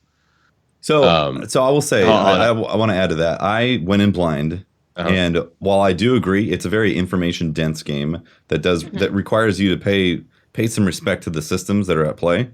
But if you do just pay attention to them and read what the tutorials want to tell you, then you can get by pretty well. I think the one tip for sure is try out the different weapons in the practice area. And if something feels clunky to you, because a lot of people will come in the chat and be like, I don't know, the combat looks clunky. And I'm like, I'm using a great sword. Of course it's going to look clunky because it's very slow and hard hitting. Yeah. I'm Have sacrificing. you seen the sword? It looks like it weighs 200 pounds. Exactly. I'm sacrificing It's a mobility learning curve, for massive hits in the face that make the monster real. Whereas you can go and pick double blades to be super quick and agile and be a little devil ninja type of thing. So that's one thing that if you are new to it and want to jump in, just try all the weapons and see what you enjoy. Yeah. And pay attention to the combo. They show you the combos for the weapon like up in the top right of the screen. And It's pay also attention in your to those, hunter 'cause- book. Gives you more combos Yep. Yeah. in the weapon guide. So the UI could use some improvement. It's a little. The UI, it's just like, so I knew nothing going in, and everyone was like, just read the tutorials, man. I was like, That's all I'm doing right now. I'm reading tutorials for the first 5 hours of the game. I want to smash monsters. I want to smash monsters, and I don't want to sit here and try to be a sponge for all this information. I would go to the Patrick was library if yelling I at wanted me to because read. I I was came here to reading. kill shit. Yeah. Like, That's why I played solo, so I could take my time and read all the stuff. Yeah, for sure. Yeah, Getting into multiplayer the first time is interesting. I've heard. Wait, how's the multiplayer though? Playing it with other strangers, like how do you communicate with them? There's like emotes and stuff, and you can change what the emotes say. So yeah, like you can communicate via that. I think is there a chat? I think there's a voice chat as well. Okay. But yeah, like there's ample ways to communicate for the most part. First time I went into multiplayer, I tried to meet up with Gary, and it was like I could invite him to the game, but he couldn't join me until I watched a cutscene for the monster that I was there to kill. It was so clunky and bizarre. Once you get used to it and you realize the limitations, it's a little smoother. Mm-hmm. But that first time can be pretty rough. If you try to play story with friends, it's aggravating. It's really frustrating. You all have to watch the cutscene, and then everyone except one person has to quit, and then everyone else has to join on the person that didn't quit, and then you can play that story mission together. Right. But doing like investigations and stuff like that is fine. Like farming together is fine. It's really fun to do. Yeah, like that's what I've heard is that the story is more of kind of a little bit of a service to the Western world, where really it's like investigations and hunting monsters is the true that's Monster the Hunter game. experience. Yeah. So right. So like the reason why the low level stuff and the story is hard is because it's really they added that expecting you to go through that to then do all the hunts together in high rank, because that's where you're playing most of the time. It happens. It's a ton of fun. It happens to take you a good 20 to 30 hours to get through the low rank stuff and then get to high rank. I think is okay for somebody new to the game, like just kind of understanding like the ebb and flow of a monster hunt. Yep. It takes some time. Yeah. And there was no story mode like on the previous Monster Hunters. Well, I stopped on the PlayStation, but I know there were more on the Wii and the DS, but I'm not sure if there's a story mode on those platforms. Yeah, but exactly. Yeah, I'm not sure if that's really new, like the story mode. Yeah, exactly. So this is like, it eases you in. Once you get through the low rank stuff in the story, then you feel a lot more capable to go on high rank hunts and understand the game. Yeah. Mm-hmm. They did really well with that. Can you imagine yourself playing this again, Tefty, on the PC when it comes out? Initially, I was like, I don't know. I'm getting used to the system. There's a lot of dense text. It's a very heavy JRPG feeling type of thing. And now, 40 hours in, I'm like, I can't wait to see this in 60 plus FPS. Right? And I feel like you'll buzz through the story. Oh, now that you know how to do everything. Absolutely. Yeah. I think it'd be a lot of fun. You guys want to talk about Sea of Thieves a little bit? Sure. I mean, it was a lot of fun. We got to play together. Like we mentioned before, we put Patrick in the brig because he was drunk. Deservedly. Man, that game was a lot of fun. That game was built for streaming too, I feel like. I only got to play that one day with you guys, and I'm really sad. I wanted to play more of it because it's like the perfect stream game to go on a voyage. You might run into people, get into a fight, maybe you get some booty, then bring it back. It's great. And lose all the booty. Lose the booty, get salty over that. I'm sorry to ask, but is this like a for PC and Xbox, right? Yes, that's correct. Oh, that's unfortunate. There was some cool stuff to do, like driving the ships around or sailing the ships around, getting in fights with other pirates. I like doing the treasure hunts initially, but they got old real fast because they're very limited in scope in the beta. It'll be interesting. The sandbox is amazing. Like it's just absolutely amazing. It'll be interesting to see like if they have how much stuff there is to do in that world. Like we suspect there's going to be monsters to hunt, like a kraken. There's going to be more vendors. But like how much stuff is there going to be to do, and what are going to be our motivations to do that stuff? Is it just going to be a cool sandbox, or is it going to be a fleshed out game? So I was saying this on stream earlier. There has to be a reason to fight people, and there has to be some sort of penalty in place. Like you get highlighted on the map for everybody to know, like a manhunt type of thing, kind of like in Division. Right. That'd be cool. If you kill people, because as it is in the beta, there was no repercussion. You killed some people, then you end up respawning your ship. They respawn on their ship. Weird. Yeah. You're right next to their ship, and they keep respawning on their ship. Yep. Yeah, you're basically spawn camping once you've wiped the team. Exactly. That happened at the end of the day when Holtz was literally about to pass out from alcoholism. Excuse me. I was on a boat, and these guys just kept on spawning, and I kept on killing them. And I felt bad, but I was laughing at the same time. They just kept on spawning their boat, and I was like, "You're making me do this. Yeah. Why are you making me do this?" So eventually someone's not going to play the full game. Yeah, exactly. I felt bad There about needs that. to be something of like you can take people's ships if you do something like kill all of them, and maybe you have to do something to claim the ship as yours. Like something else needs to be added to the PvP than just I can kill you and maybe I can get away with a chest. Not sure. Yeah. There's Also, not really any reason to or to not. PvP. Yeah, they might not have a chest on their ship at all, and you're just killing them. It's like the beta kind of became a large PvP open world with a pirate backdrop in a sense. Yeah, I want to but make a sure beautiful one. Beautiful one, absolutely. The ocean was gorgeous looking. It is gorgeous. Best ocean ever. Best video game or ocean. Yeah, I How really many want can there you to have be in your crew? Yeah, I want there to be a 4 reason. was the max. Oh, okay, I have enough. I want there to Tempted be like though, this. either like get a new like PC or just get an Xbox One, but no, my time is very limited. You want to play it on a PC. It actually feels like it's a game that didn't take a lot of time like to understand how it works or to get not. like just immediately, if you're playing with people, you can immediately just start having fun. It's not like Monster Hunter where you have to know the game to really start understanding. I didn't start enjoying Monster Hunter until about hour 40 of the game. And you also have to understand how the monster moves. Yeah. Like, all right. I don't think I've ever said that about a game. Yeah, well, Start enjoying it until 40 hours Yeah, in. 40 hours in, you'll steal No, that. no, I'm serious. The first Have you killed Nergigante? I put about which one's that? 15 minutes in. I didn't like it, so fuck it. Yeah, no, I the first 2 streams I was not enjoying Monster Hunter at all. Just genuinely didn't enjoy it. But then I'm just gonna force myself. And then by the end of the 3rd stream, when I started playing with True Vanguard and like we started just playing as a co-op type thing, just doing stuff, having fun. It's like, okay, I'm starting to understand it. And then now like I can go in solo, I can have fun, and then add more people. It's great. But Sea of Thieves was just, we're here, we're pirates. Yeah. Yo ho, let's go. Yeah, exactly.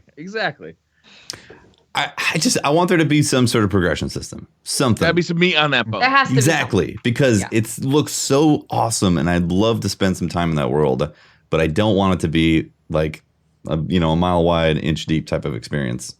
Right. And there's really very little information about what's actually going to be in there. We know that there's going to be different ships that you can upgrade to. We saw in the beta that there's cosmetics that you can buy. There's a blunderbuss that was very powerful PvP that you could buy. What's that progression going to look like? Is it going to be? We also know there's going to be loot boxes of some sort, or there's going to be cosmetics that you can buy with real money of some sort. How's that going to be? They've definitely got a lot of people's attention, but are they going to be able to kind of hold it? Yeah, it was also a extremely successful Twitch beta. It was very successful. I mean, it was Very. it was up there most of the time, and a lot of people were interested in watching it. So It was hilarious. Yep. Yeah, It just like I said, I hope the game has legs. I really do, because it would be such a fun game to be able to go back and stream from time to time. Right. Yeah. That's a game that maybe can get us together once a week. Mm-hmm. The actual podcast to be pirates. Did you guys get to play it solo at all? Like, did you just go out for a sail solo and try and do it at all? I might have, but I wouldn't remember it. Just every time you were automatically drunk as soon as you got the game. I figured I might have played after, but because there was something kind of fun about doing it solo too. It definitely wasn't the raucous, get rolling good time of doing it with your friends, but there was almost something like PlayerUnknown's Battlegrounds or being in the what's it called, the Dark Zone in Division. In the Division, where you're surrounded by danger at all sides, but you're kind of doing these things. You got to sail your boat. You're relying on yourself to solve the puzzle of where the chest is going to be, and then once you find the chest, you got to get it back to an outpost, and that there's teams of 4 all over the place just scoping you out. Like, where are they going to be? There's something fun about it solo too. It wasn't nearly as much fun as it was with a team, but it was a different kind of fun. So how do you feel about the outposts and not being 0 safe zones? Do you think like they need to keep it that way? Or do you think there needs to be some sort of like neutral area where if you are bringing, I want 0 safe zones. I want pirate ambushes on the outposts. Yeah. Yeah. I want it to be fraught with danger from the get to go to the end. It's fun, and we did that. I mean, I had a blast, and Holtz took the boat. Oh no, wait, I think that was with Char and Mav. Maybe no, that was with you guys, right? Yeah, because I took the boat. Yeah, we yelled at Holtz, and like we kept respawning on the boat and then going after these guys and killing them. Even took some of their treasure and turned it in, and then Holtz ran off, and I was like, I'm sticking with my story. I was going for a flanking maneuver so we could sink their ship. There was a reason that Holtz spent a lot of time. You got distracted by baby bacon. That's what happened. No, I'm gonna take it for a flanking maneuver, but I couldn't tack a 4-person ship properly to get it into the wind and steer it. That's when you go, bad plan, I'll stay right here. So I would be worried about the community longevity if that's the case, because a lot of people are going to want to like go get treasure, but if they get ambushed by teams that are constantly camping outposts, they're eventually going to be like, why play the game? True. So I don't know. Like you said, there needs to be a reason to PvP, and there needs to be a penalty for being that like bloodthirsty pirate. You know, maybe they have a bounty system where there are boards that show there's these pirates going around killing people, and it shows everyone on the server. That would be perfect. That would be amazing, Watts. If there was they can hunt a bounty on anybody who had sunk somebody else's ship and it was posted at the outpost. Oh, that'd be great. There you go. Then that gets so okay. You got sign her up. You got hunted. You got hunted at the outpost, but guess what? Now the whole server is hunting these guys. So then maybe those people who got their treasure taken don't feel so bad because now they can join in this hunt to take down this group of 4. I'd like that. Might not be fair if you're streaming it live too. Like if they know your names, are like, let me watch them where they are. That's true. Well, it should say on the map. That's a risk you take for being a douchebag. It should show you. Yeah, if you're a manhunt at the moment, if you're the target, like you should be broadcasted on the map. Well, there's usually like some kind of timer, right? Like if you can outlive with this manhunt timer, then you're good. But for this certain amount of time, people know exactly where you are. They know what you did, and everyone's going to be hunting. Yeah. Those mechanics I find pretty fun. Yep. Just bring them all on. Get all. You guys want to do some Twitter questions? Let's do it. Let's swap over to some Twitter questions. First one comes from The Helmet Fire. He says, hey, Kevin, love your work. Super important question. Do you play regular or inverted? Inverted ever since I was a kid. Is he talking about the joystick controls? Yeah. No. I tried inverted. I'm like, it might take some time, but I want to draw, so let me play regular. See, you're only supposed to invert if you naturally think of like pushing down on the stick would make you go like this. Oh yeah, you know, I understand like piloting. Yes. Yeah, like if your brain naturally is set that way, that's why you should invert. You shouldn't try to actually play inverted because somebody said that there was an MLG strat where 10% of the people do this get better results by inverting some crap like that. All I need are flanks. That's it. Stay away from the middle. Just stay in the flanks. Just watch all angles. That's all I need to know. There you go. What I don't get is people who use inverted mouse controls. Because that doesn't make any fucking sense. Same. That doesn't make any sense for me. That's just crazy. The Mohegan 9 says, how old is too old for a nightclub, and why is a booty call different than a butt dial? How old is too old for the nightclub? Are you for ever me, it too was old? about 5 years ago. Too old for the nightclub. I think it depends because there's going to the club with your friends to try and get girls or, whatever. There's that. But then there's also when you get older, you can go to the club and experience it in a different kind of way. So I feel like there's different clubs, I think. There's different clubs and there's different way to experience clubs based on, your age and your friend group. So I don't know. Mm-hmm. If you're talking about nightclub, like so I'm not so sure. I'm an innocent guy. Does the club have a buffet? Does it have baby bacon? Then it's probably not that you want to eat. Oh no, I don't trust any of those guys that visit a buffet. How aged is the baby bacon at the club? I need to know.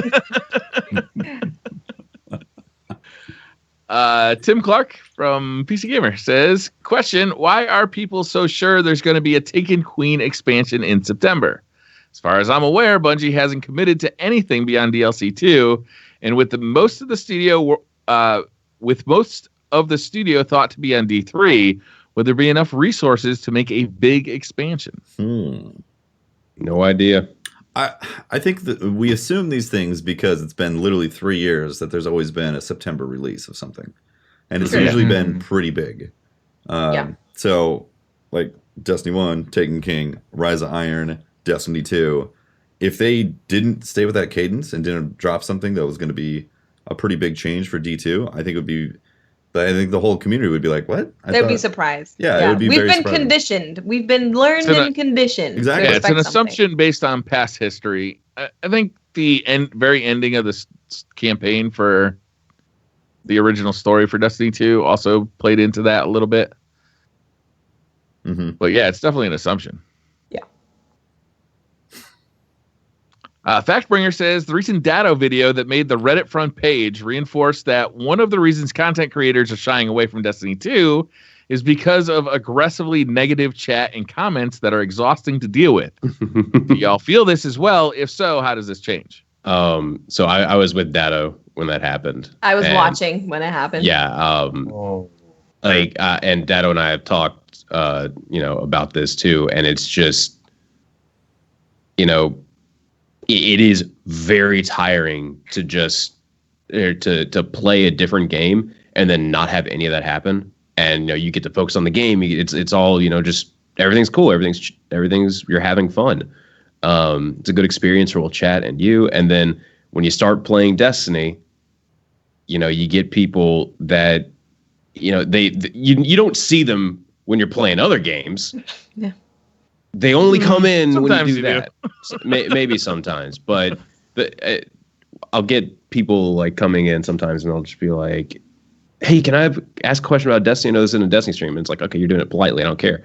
But then when you come into a Destiny stream, you're just immediately firing off with like, "Why are you playing this shit game?" It's like, oh man, that's just bullying right there. It's like that, but it gets tiring. You can say, oh, it doesn't matter, it's just trolling, whatever. It's like it still gets tiring, and eventually, it's you can only take so much from both the game not being what you want it to be, and then people coming in and not being what you want it to be. Yeah, and it was also the case of just there's a point where you could just tweet Destiny 2, not even anything else, and it would just be nothing but hate and negativity as a response to that tweet. So it got to this point where if you are talking about Destiny, you're wrong. If you're playing Destiny, you're wrong. If you upload a video about Destiny, you're wrong. You are wrong unless you are pooping all over Destiny. Then you're the hero. But unless you're doing that, then it's just that constant stream of negativity. Yeah. On all platforms. And it does get exhausting. Even if you don't let the negativity bother you, it just gets tiring to just see that all the time. Yeah. It made me hesitate too, just to post some of my artwork with the hashtag Destiny 2. I was like, I wanna draw this. It's really fun, but oh my god, no. Yeah. That's the bummer right there. Sucks. Just because people are gonna be like, yo, why associate with this? Why do something that's involved with this game? Because then you draw blah, blah. Fortnite, draw a Siege or something. Yeah. And Data's also in this unique position too, where a lot of people have built kind of their channels around Destiny, but Data especially, people kind of go to him for information, and they expect Destiny from him, and so He branded himself on Destiny. Yeah, branded himself on it, and hell, even if he just posts like, "Hey, I'm looking forward to playing Monster Hunter," you still get people, say, talking shit because they're like, "Oh, what, you gave up on Destiny?" It's like there's no winning. There's no escape. Much like how Bungie seems like it can't win if you do something good. You should have been done months ago. Should have been done in the game. Well, fuck me for trying, I guess. Yeah, the toughest spot to be in right now is somebody who enjoys the game but understands the criticisms and is open about the criticisms. Yeah, because it's you easily get both sides so heavily, and it's like, I like playing video games. Sometimes you got to just. sometimes I just shut it down. I'm like, okay, I'm gonna play Destiny, but I'm not gonna talk about it. Like that's just how it's gonna be. We're gonna talk about something else for the next 20 minutes because, like, we all know and understand the problems, but like we can't do anything about it right now. Let's have some fun playing video games. And I've been talking about it for a very long time. I don't need to talk about the same thing every day. Yep. All the time. Leave the dead horse alone. Yep. Please. Tom Riddle says, what if instead of getting trials, weapons, and armor from Hawthorne for when a clanmate goes flawless, she gave us boons like the ones we had in Destiny 1? Same would go for the raid, etc. This way it helps and incentivizes the whole clan to play. That's a great idea, actually. I fucking thought that was a brilliant idea. That's a great idea. You struggle to go flawless, here's a boon. Yeah. Yeah, like the first raid group on your clan who goes flawless, like helps everybody else do the same. I think that's phenomenal. That's like, awesome. I really thought that was a great idea. Yeah. Yeah, I like it. Jesse Sink says, hey, gang, what changes do you want to see come to Iron Banner? I want power to matter again.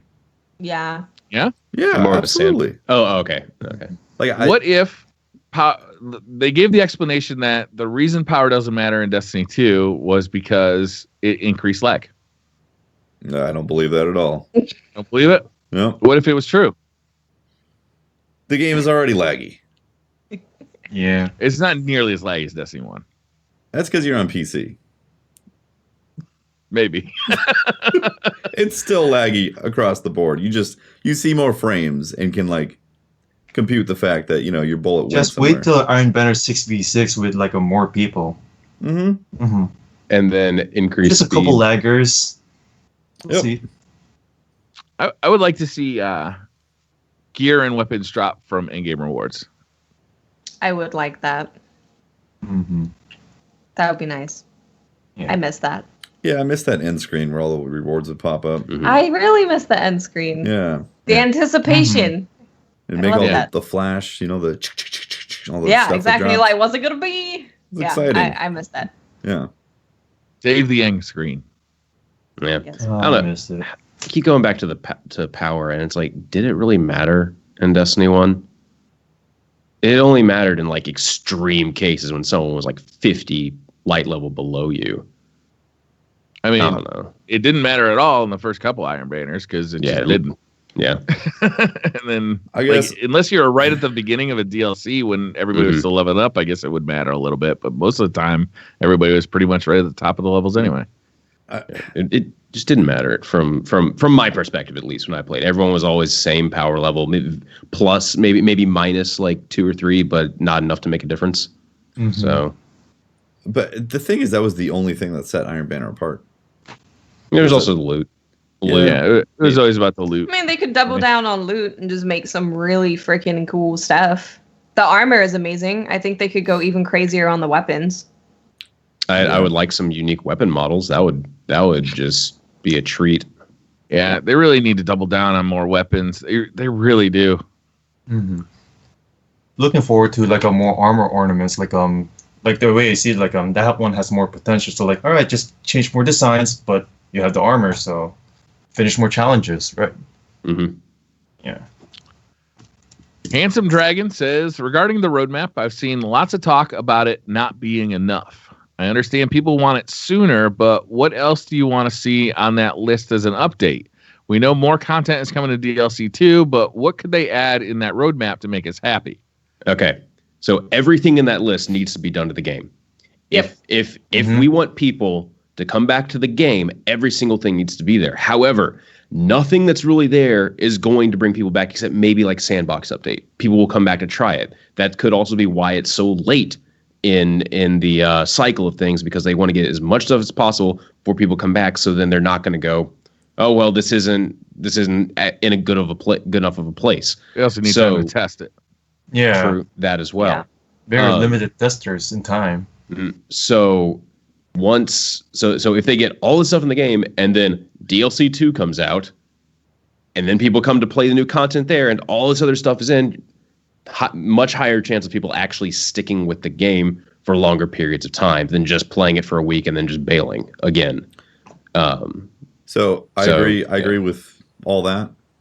And I just want to highlight the fact that the reason why people may not be that excited about the roadmap is because it seems like the sandbox changes are forever away. Like, forever away. Right now, it's 2 months, which in the grand scheme of things is nothing. But for how long it's been with Destiny 2, it's like 2 months again from what we've already waited. That feels like forever. So the sandbox is the first major thing. But beyond that, the things that people care about is loot that matters in the game. And like the sandbox is a giant question mark of how is loot going to feel different.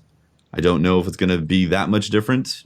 Like the abilities obviously are going to change and so on and so forth. But the thing that would help beyond that to get people really excited is the fact that if they were to introduce new loot into the game, that is going to be exciting. Mods 2.0 could fill that void, but there's a giant question mark right now. Yeah. The PvP community is looking at a sandbox update. That's what's going to bring them back. The PvE community really wants loot. Yep. Well, that's the thing, right? And the sandbox, we kind of know the direction that they're going in, but we don't have any specifics, so it's kind of hard for people to get excited about that. They're like, yeah, that's great, but one, it's far away. Two, we don't know all the specifics, so I can't get excited about that. And then with PvE players, we don't have specifics about what is this Nightfall specific loot? What does that mean? So I think the things that we really need to know about, we don't have specifics about. Yep. So. When they address the speed of Guardians but don't address the time to kill, that's a little concerning to me. Like, I feel like those really need to go hand in hand, and that time to kill isn't really addressed in there. Is scary a little bit.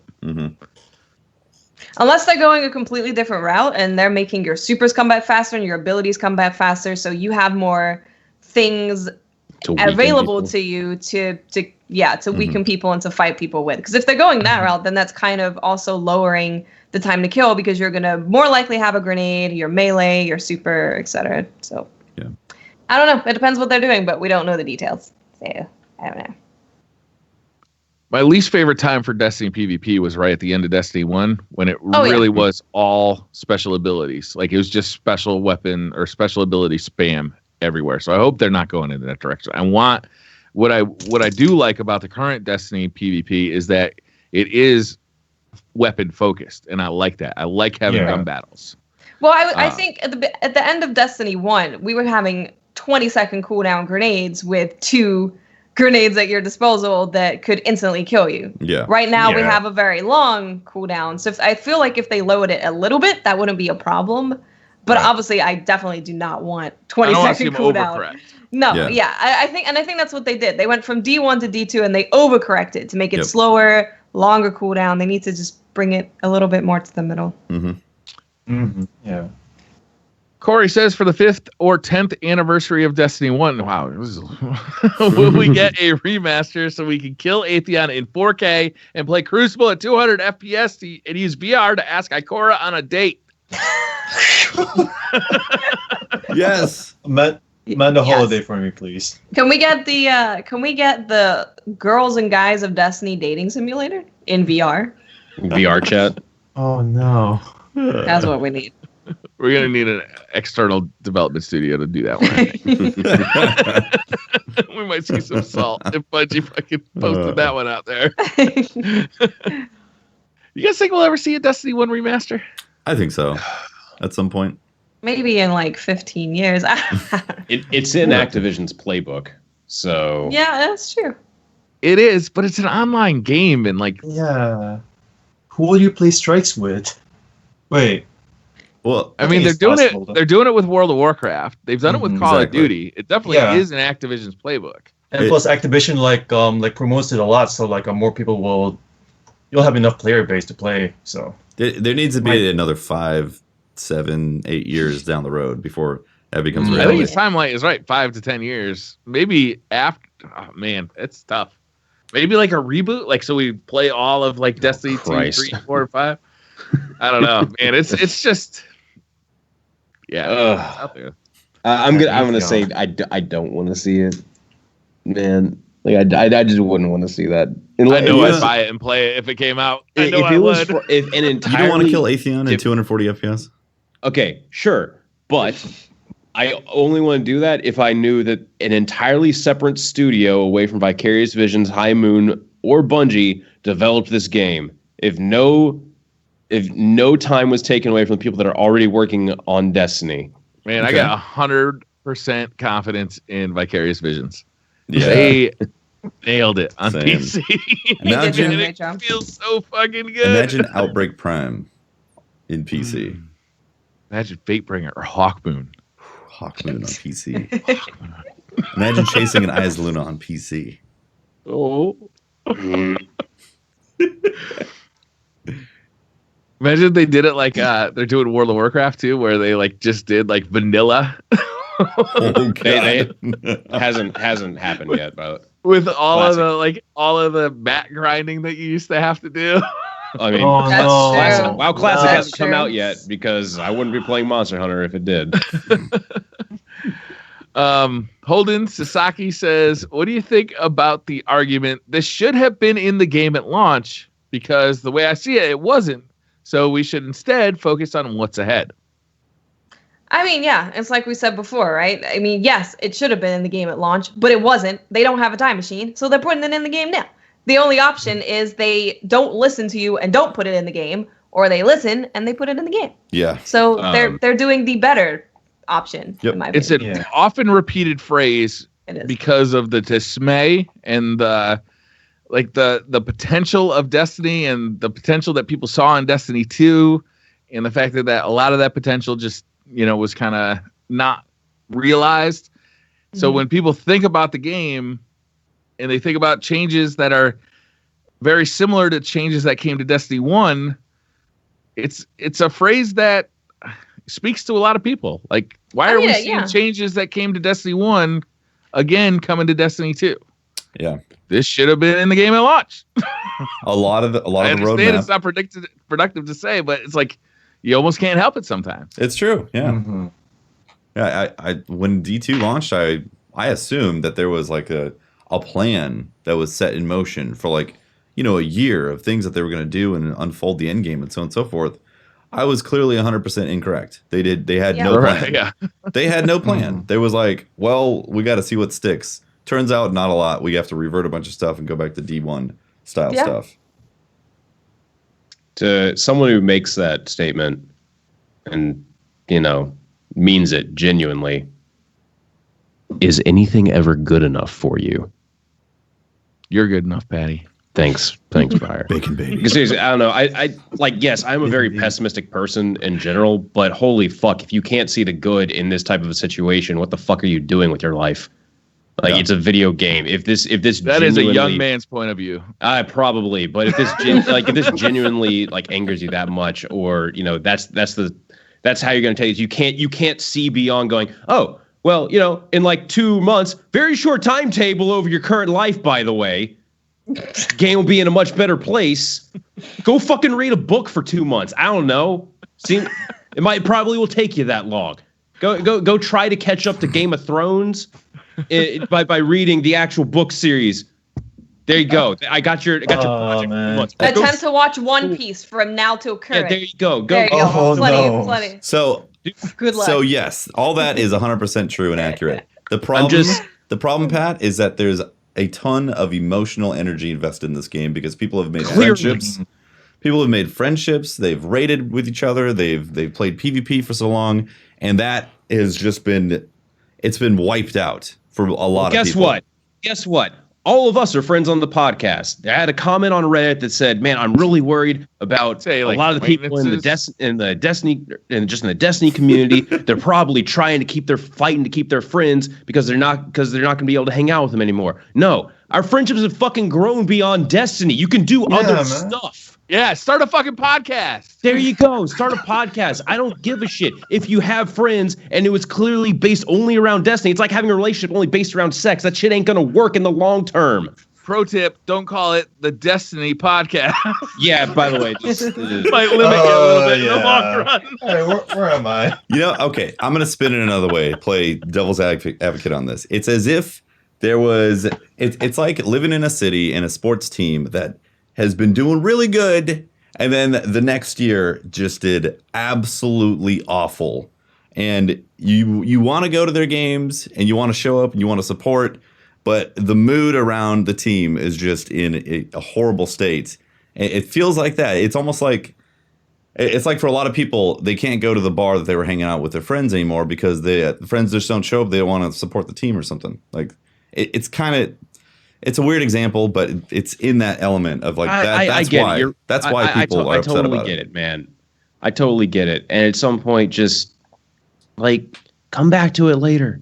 If you were a fan before, you can probably be a fan again. So, I get it. Community's in the shitter. But we got some clear skies on the horizons just from the TWAB. Guys are gonna clear up. Put on a happy face for fuck's sake. Can we put that on a t-shirt? Destiny Compound t-shirt. Put on a happy face, and then there's Patrick. Just me. Make it so. Oh no. Jimbo Moore says, if Bungie ever decides to create a new character subclass, what would you like it to be? I'd like to see a healer class. That'd be awesome. Anybody got any ideas? What would you like to see from a new subclass or a new character class? Some kind of necromancy, dealing with the dead, something like taking your own life force, something cool like that. I like. Like, could you like resurrect your enemies? Sure. Yes. Have them fight beside you? Yes, you can. That's a cool idea. I couldn't miss one of the Rise of Iron artifacts where like you punch like one of the red moss and then he's one of your allies. I missed that. I missed those artifacts. Mm-hmm. Yeah. Dead people class. That's what I want. I would like a dual wield class where you can dual wield anything in the game, but you can't aim anything down sight. Gunzerker? What? Yeah, that'd be cool. And you get a combo melee. So you're really a great short range class, but snipers aren't your thing. I think that'd be fun. Dual wield sniper rifles. Just yeah, you're not gonna hit much anything. You just okay. 420 sideways. Turn both of them sideways. Put them like this. You're basically gangster firing it. But the problem is when you fire them, all of the recoil will just hit your eye sockets. But like binoculars. Yeah. Can you imagine someone walking around like that? That'd be so weird. That would be funny. I play a game called Standout VR, and there's like realistic scopes that you actually bring up to your face in VR, and it is so weird, like having a video game version of like a scope. I can't imagine having two of them that could possibly be looking in different directions. Oh man! Even oh my god, it was so clunky. Why doesn't somebody Starvin talked about a Palaghost, like your Palico. Imagine your ghost actually doing stuff. We've talked about this before in D1, but like the ghost actually having offensive and defensive abilities, and it actually goes and collects things for you as you're going through the landscape, so you don't have to go up and hold square on it. Yeah, maybe a space tiger like they showed in that old Destiny artwork. Space tiger would be great as a pet. I would take a space tiger. Never die. I'd love that. Like a space tiger. So your ghost assumes different shapes. Oh, you got a ghost and a space tiger. You got two things. Whoa, you want both? Yeah. Pump the brakes, Brian. Just get a little out of hand, man. Who do you think you are? It's one or the other. Carl L. Smith says, what is it with Lord Saladin saying, don't trust what Osiris says? Seems like there's a different story when it comes to Saladin saying that, or trying to change the way the Grimoire ones have. So the topic of the story has actually been kind of big in the community this week. Have you guys been following just Reddit in general? Like there was the of course not. Well, I'm not doing much else here. So like the comic came out this week, and there was this whole thing last week where some of the writers, they said they treated the Grimoire as folklore, which I understood that as kind of the stories are told from other people's perspectives. So not stuff can change, but maybe so they're going to retcon the Grimoire. That's basically the way the community took it immediately from that statement. I didn't take it like that, but at the same time, we have stuff that's like retconned from the comics, from like the time period of the comics and then the Curse of Osiris expansion. Okay, so you guys, have you read the comic? I read the first one. I didn't read the second one. Okay, you guys haven't read the second comic. Great. I'm going to say this phrase to you. Ikora Rey led the team that exiled Osiris. You guys remember that from this expansion, correct? Yeah. Yes. Sure. Most yeses. Okay. I'm gonna go with yeah. It was there. It was there. In the comic, fuck no, Osiris left willingly. There was no team that exiled him. What? Huh. Yeah, like they were holding a meeting, and then Osiris basically just walked up and was like, "Okay, yeah, I'm gone." And then the piece of the writing, Sagira said, "Later, haters," and that just did not go over well. Yeah, no, I can imagine. Yeah. Well, yeah. In the comic or in the? Yeah, the community. It is in the community, of course. Like the phrase "later haters." No. Later haters. Where did that appear? Sagira said it. Sagira said it. In what? In what the context? Comic? Osiris said. Book? Yes, in the comic. Okay, that's what I'm trying to find out. Comic book, yes. Yeah. I don't know. I kind of went off on a tangent here, but anyway, yeah, the story's been kind of the hot button issue because it seems like they're retconning stuff that's also really immediate, that's been going on for a while. Like, it seems like they're not paying attention to the past grimoire that's been built up at all. Said they were doing that when they were like going to stop referring to the darkness. True. Like before Destiny 2 even came out, they pretty much prepared or started to prepare us for the retconning of the grimoire. Yeah.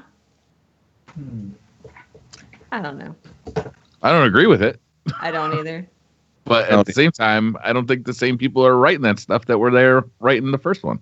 I don't know. And I think the grimoire actually was like a response to having to toss out the story in the first place and probably like rewrite it in like 16 months. True. Probably. I don't know. It's just like when you the grimoire had this dark world that had been built up, but that still just had so much life in it. And the stuff that we're seeing now just doesn't seem to live up to that. This is just my personal opinion. Oh, I would agree with that. Yeah, I do miss the grimoire. The lore in Destiny is amazing. The world is amazing, and then it's kind of all just been pushed aside. Yeah. I miss the tone of what Destiny 1 had in both the actual story that we played and sorrow were incredible. that type of stuff. The stuff outside of the game, the tone was so much more, I don't know, adult, dark, things like that. I feel like there was like a miscommunication between the community and Bungie. Like when we were asking for the grimoire to be in the game, we weren't asking for the grimoire to disappear and like the whole story be told in the game. We were just asking to like have the grimoire cards appear like on loading screens. What and a shit. Fucking book to read in the loading screen. No, that one I was hoping for. Yeah. Like grimoire screen, but a bit more mystery though. Because like the one thing I like about the grimoire, like of course I see it like all right, it's just a journal from a guardian's perspective or someone else. So it's like, all right, which one of that is true or not? So I kind of see like what the writer was saying about the difference between the grimoire and and the comic canon. Mm-hmm. Yeah, that's how I see it. Like but I didn't get triggered by that. Yeah, it does feel like Destiny 2's world has gotten less cohesive and a lot more holes just seem to exist in it. I think it makes sense if you look at it in the context of Destiny 2 alone. But when you have the context of playing Destiny 1 and reading that grimoire, then it does feel disconnected. Yeah. And I agree with Holtz. Like that grimoire felt like this giant basin of crazy mystery. It was like, wow, that happened. The Battle of Six Fronts and all this stuff, and where the hive came from, and why a thrall grows up to be whatever. And it's like, wow, this is amazing stuff. And I think the only piece, the origin of the Thorn. Right, the origin of Thorn. I think the only piece in like Destiny 2 that kind of gives me that mystery is that cutscene of after the Traveler explodes and reignites the space Doritos. And that's the only time I feel like that mystery. Yeah. Those were some 3D space Doritos. They were, weren't they? They were. Patrick's been planning this for I wonder what they're filled with. Mm-hmm. Yeah, I mean, there was a reason that Saint 14, like that little piece of the Curse of Osiris DLC with Saint 14 was so impactful, is because we had that history throughout the grimoire. Yep. Like that wouldn't have meant nothing without the grimoire. Yeah, it's weird. Yeah. Yep. Hopefully, Destiny 3 gets a full 3 years of development time, and a little of this stuff kind of is a little more cohesive next time around. I really hope Destiny 3 doesn't come out for like another 5 years. Yeah, you want to give it a long time. They need to make right with this game and make it in a good spot, and it needs to live in a good spot for a couple years. Yeah, and Bungie needs to keep up this level of communication for years. Yep. And then people can be like, you made a good game, you're communicating well, and then you can drop D3, hits it out the park, and then maybe we're in a good spot. Yep. Because I get the feeling that Destiny 3 is in development now, and I wouldn't be surprised to see it in 3 years. See, any mention of E3 console, right maybe. now, any mention of it right now is an immediate like, ooh. Yeah. Mhm. Yeah. I mean, they're definitely working on it. Yeah. If they want it to be good, they better be working on it. Yeah. Mhm. Even if it was to come out in 5 years, they need to be working on it now. That's the thing that I hate hearing. It's like, oh, you guys need to fix this game now. It's like, and I don't mean to be a dick, but actually, if you don't want Destiny 1 and 2 again, all the bad parts, they need to be working on it now. Like, they need to be putting some stuff down on a whiteboard at the very least. I just had kind of a thought. Has anything in like the DLCs ever had a huge impact on the story? The DLCs, not expansions. DLCs. Rise of Iron was like The Crota, I mean, that had lasting impact. I mean, we killed yeah. Crota, and then we killed took on Crota, this- and then that showed up later in the story. Okay. yeah. Mhm. That's true. Yeah. Okay. Yeah, Because I really Well, Trials of remember Osiris correctly. introduced Osiris, kind of. It So that introduced had character. Okay, long-term. And plus, like, They've wasn't had like ripples, the Rise of yeah. Iron like created because Destiny 2 was delayed, so they had to make something a content in between. Yeah. From what I remember. Yep. Yeah, so they had to come up with that very quickly in that short Been a amount lot of of time. predictions that DLC 2 will be revisiting Siva. I really hope it doesn't, because Siva was it's just another reskin of current enemies. I was like, don't do that again. No, it's happening. I know. You get yourself ready. The reason I ask is, Mars. I don't know. It just feels like it feels like the Osiris DLC is the equivalent of like an anime filler episode, where if you've ever tried to write one, nothing like An anime filler episode? No, I've Yeah. never tried to write one. No, neither have I. But the basic structure of an anime filler episode is introduce thing, but at the end of it, nothing has actually changed overall in the story. Because so it's like Lost. Yeah, sure. Let's The do entire that. series. Yeah. Sure. Yep.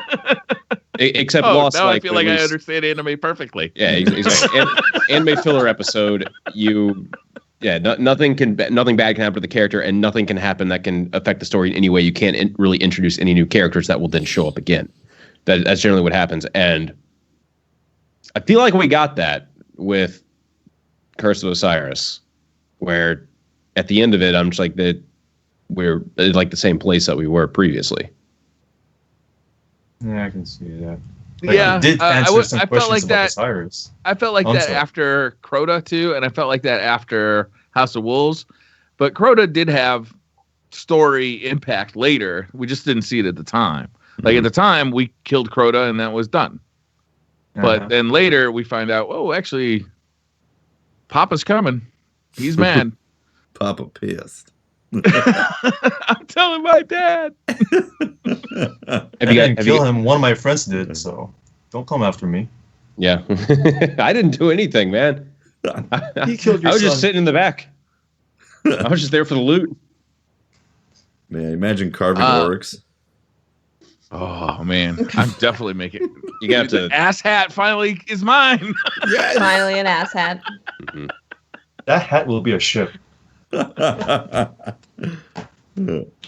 Ultra Son of Oryx says Blade Dancer or Meme Strider. Mall Ninja. It'll always be Pole Dancer to me. True. When it becomes good, it'll be Pole Dancer. But as of right now, Meme Strider. It's true. Those updates, I'm interested. Yeah. They have piqued my interest. Yep. But at the moment, it's not very good. Bryce Huffman says, if you could instantly learn one real-life physical human skill, what would it be? Learn every language in the world. So immediately implant it in my brain. You can pick one. Japanese. I knew it. It will make my life so much easier. Fucking weeb. No more subtitles for you. No more subtitles. Can actually speak to family members. Holy crap, dude! It's amazing. Just keep saying Nani. I would choose an aimbot.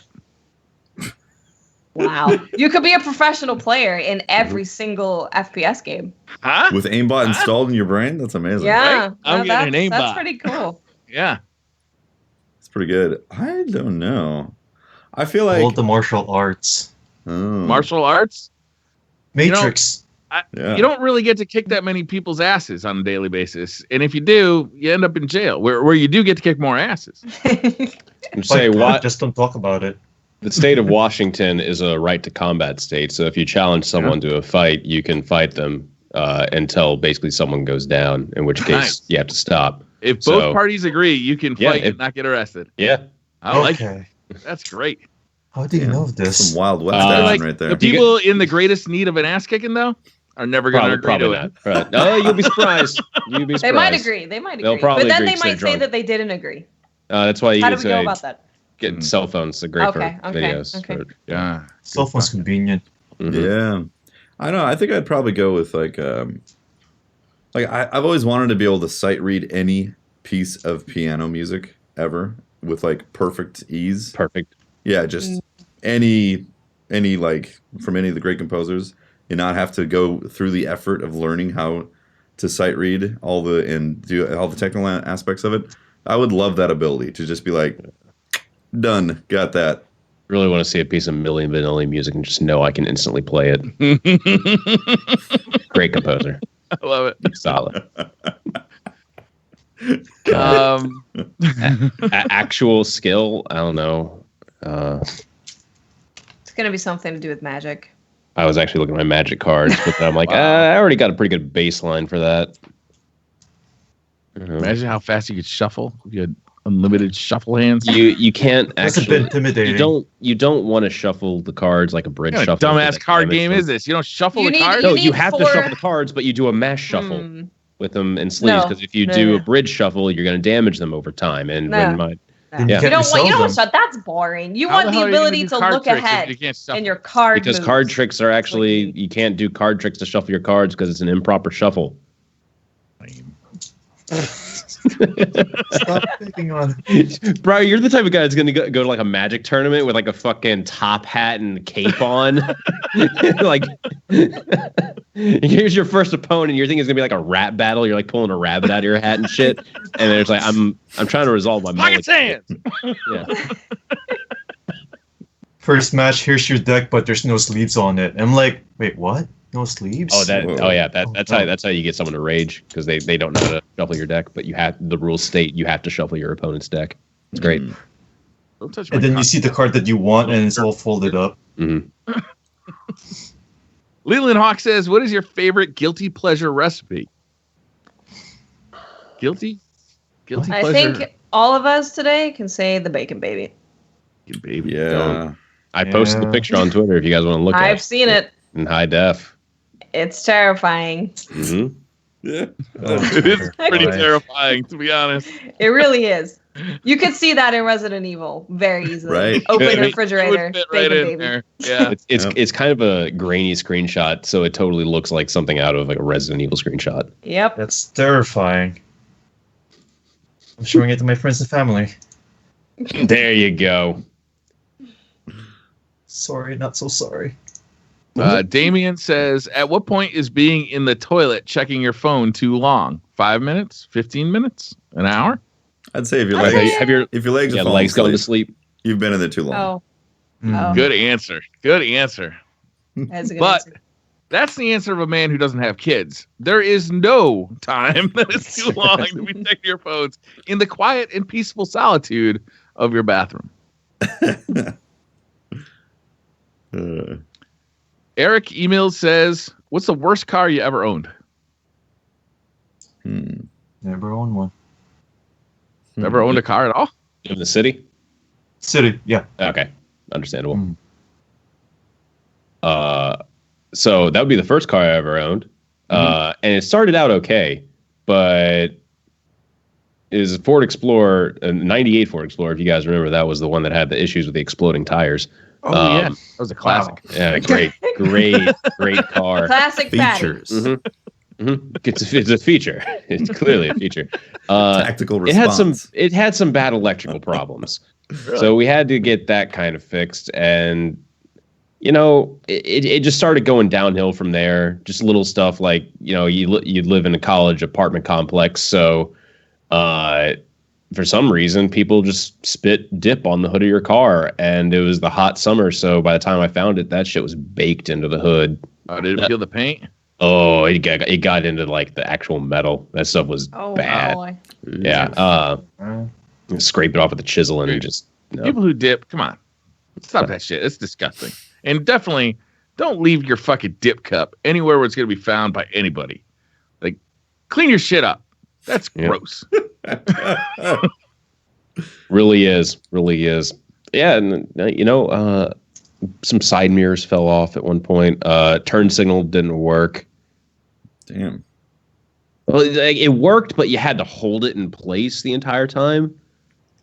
So, like, if you want to turn right, you had to hit it up there. And only you can drive the car. Anyone else would be terrified. Yeah, only I could drive the car. Yeah. You were its whisperer. Yeah, basically. Yeah. And one time, Explorer whisperer. We were going down a mountain in Colorado, and I was just like, nah, this car, it treats me well. And I kind of just tap the console, and then the transmission just goes and like the gears just completely slipped out and started just grinding against each other. Jesus. Like, okay, we're just gonna pull over to the side of the road. You just tap the console. You ask someone else to park the car for you while you're away. Like, can you do it for me, please? I'm like, obsessed. Oh. I had a Mazda MX-5, which is essentially a Mazda branded Ford Probe. It was cute though. It was a little red sports car with a sunroof, and man, it was a quick little 6-cylinder. I love that car, but I blew the motor on that twice. Wow. Yeah, $5,000 a pop for the motors on those things. How much did the car cost total? I think I bought it originally for about $15,000. Put another $10,000 worth of motors into it.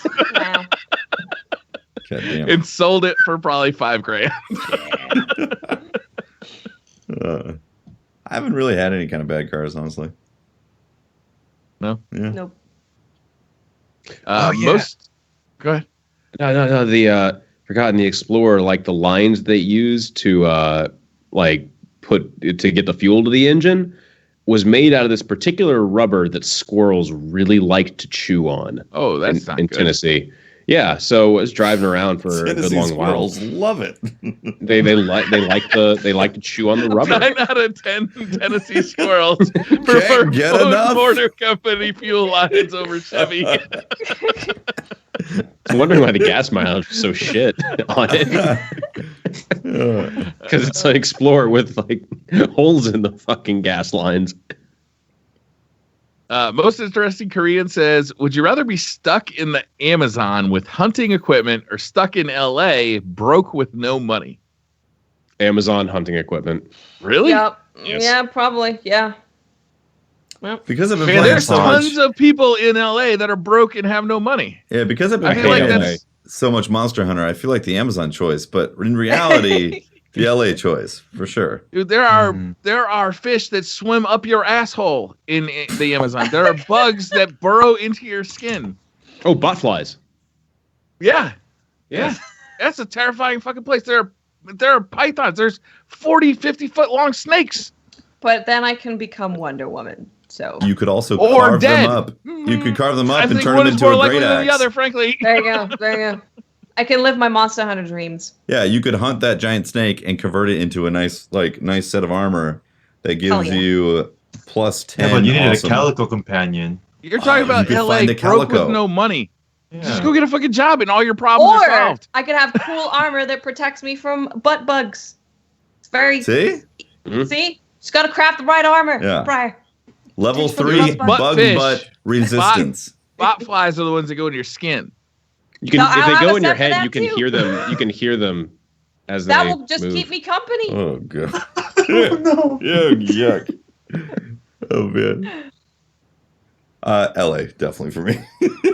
Yeah, no doubt about it. I hate LA enough that I would rather go into the Amazon with hunting. You know what I hate? Fish up the ass.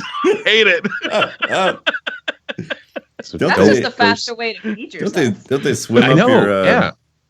You know, it's like fucking taking vodka up the ass. Oh, no. It's just a more efficient way of doing it. Skipping the whole top half of the body.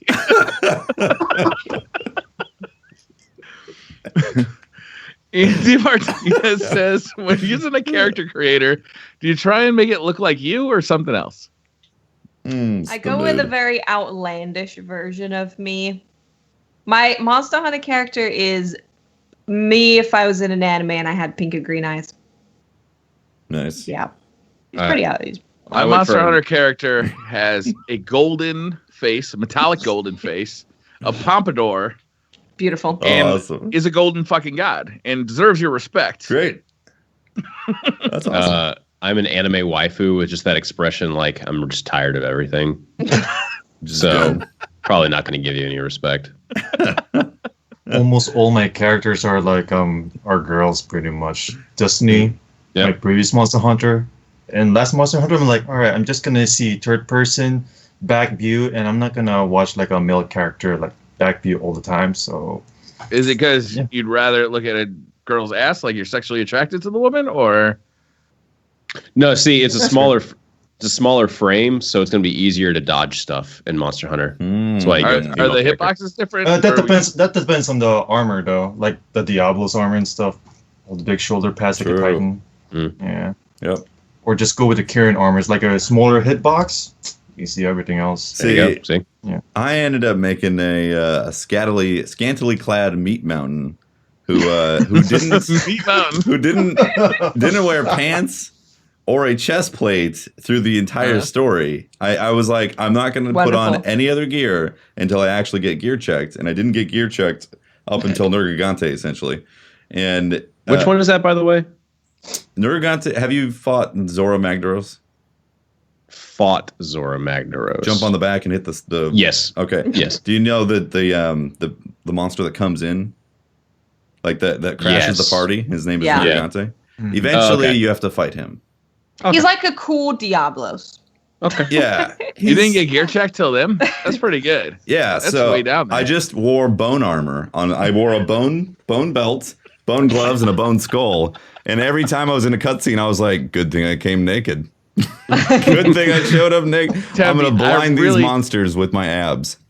Next time you stream Monster Hunter, just take a quick look at the Palamo armor set. Just a quick look. Okay. It's really good. I'm pretty sure I have. I'm wearing armor now.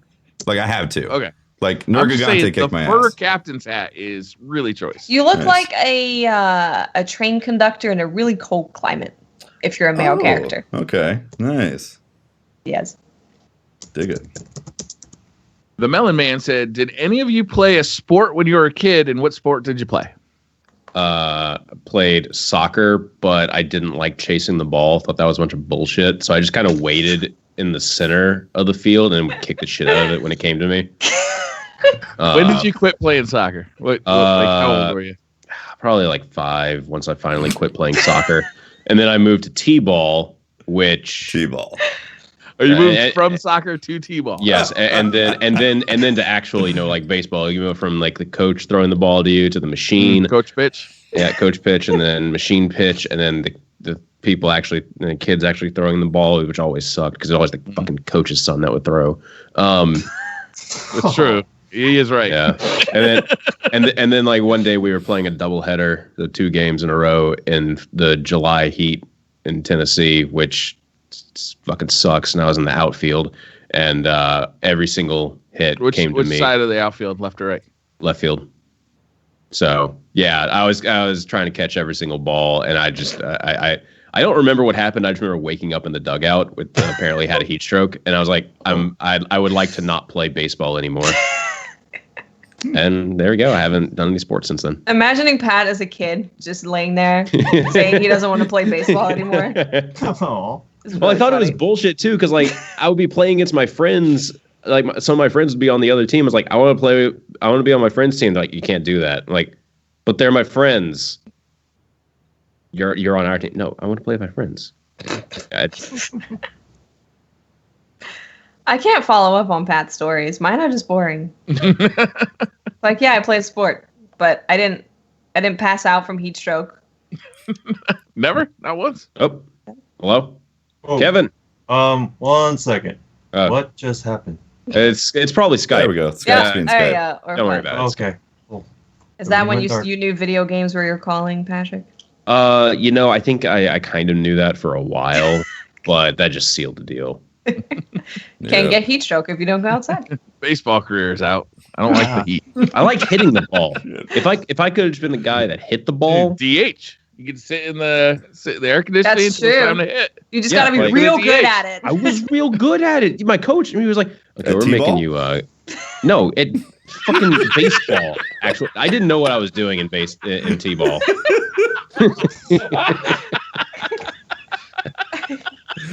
I actually remember fucking up t-ball quite a bit, and by fucking up t-ball, I would hit the shit out of the tee, not the ball. Oh, boy. That's why it's made out of rubber. Yeah. Was, what did you play? I did gymnastics competitively. How long? I did. When did you stop? I stopped when I was 12. I started when I was 7. So it's competitive, and would you age Oh, out yeah. at 12? Kids, Are you too old? gymnastics is no. I got real sick, so I couldn't play anymore. Do it anymore. And then I did kickboxing for a little bit, and I did basketball and swimming. Yeah. I've seen you in person. I wouldn't have suspected basketball. No, I'm very short. You always gotta have that. But I was small good guy at shooting. Yeah. You always gotta have a good at small person shooting. on the team that can I like was good at run in shooting. between everyone. Not dunk. There's Sure. a spud web for everybody. Yep. Tefty? What was the I was question? like, again? I'm a music producer. Yeah. Did you play any sports with the kid? And what was it? Okay, yeah, I played Little League. Like, I was bad. I got the pitch one time, and it was pretty bad. Were you the coach's son? No, definitely not. No. We were losing the game, and they were like, "All right, let's put him in." Save the real pitcher for the next game. I was like, it's nice being outside and stuff, but I don't think I'm good at this. Man, I did get to pitch one game. First fucking pitch immediately hit the batter in the side of the That hip. doesn't surprise me at all. Was it on purpose? It was a friend that I knew from school, so subconsciously I might have been like, "You're." Still not surprised. Yeah. Yeah. What about you, Kevin? Did you play any sports when you were a kid? Just basketball, but Basketball? not so much. I just like after basketball, I was like, let me stay home for now and just draw and watch TV. Yeah. That's it. Then I did. Yeah. I did all the wanna sports do when I was a archery kid. now. I played Archery's fun. I can soccer. teach you. Oh, yeah. Archery is That's fun. I have the archery merit badge. Oh, nice. Well, I why went to wasn't that Robin- on your list? Hmm? Why wasn't that on your list? It was only like a summer camp thing. I never did it competitively. I just was an enthusiast. You got a merit badge. Yeah, I know how to Ended build my up. own era. Yeah. I did all the sports when I was a kid. I did soccer. I did baseball. I did Brag about it. like all the youth rec sports. And then in high school, I just did wrestling. I won a state championship, and then very I nice. never did any of it again. I started coaching a little bit after high school, and then didn't coach anymore, and started drinking heavily and Took up a Just the career. downfall of Took Briar. up a In career in college, drinking. took up a career in video games, and here we are. Do some of the move sets still stick with you? After all those years, from wrestling? It doesn't come up that often, to be honest. Could have suplexed somebody in the supermarket. That's a shame. It is a shame. Blandy McBlanderson says, if you were to be busted for farting in public, would you want it because of the smell or the sound? It was the sound. Both. Sound. Both? You want to hit him with the double?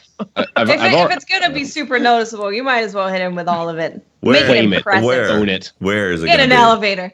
Ooh, elevator. Yeah. So if you're going to get busted, you want to rip ass loud. So they turn around and look at you, and you look at them right in the eye And you go. and wait for them to smell it. No, just look at it like, what the fuck? What the fuck are you gonna do about it?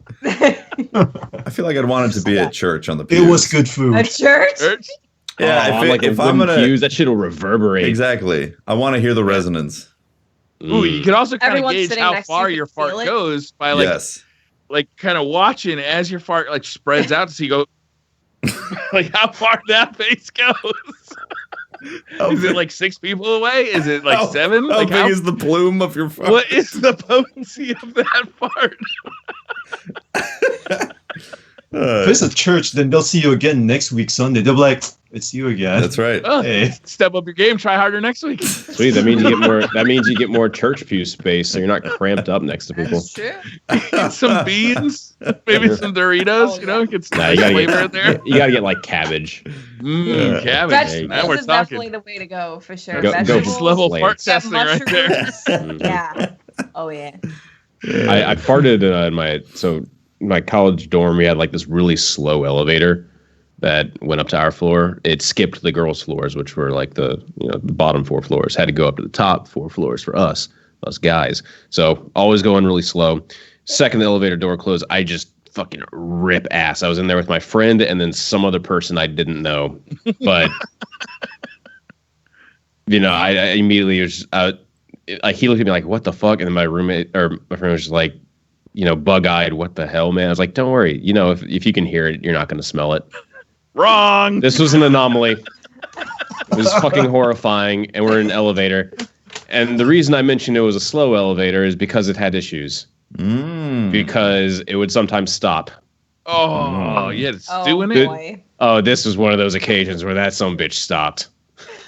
It's just Call fire department. Oh yeah, there's like a phone that you could pick up, and it would call the campus police. So that was you were trying to they didn't know if it was a prank or not because we were laughing, but also kind of gagging at the same time. All right, we are at 2 hours and 26 minutes. So we're gonna ask 2 more questions. Okay. It's been a long time. Absolute Zero says, would you rather have to run everywhere you go, like anytime you move, you run, or shout every time you speak? You have no inside voice. Patrick does that anyway. Wait, what? You're always yelling.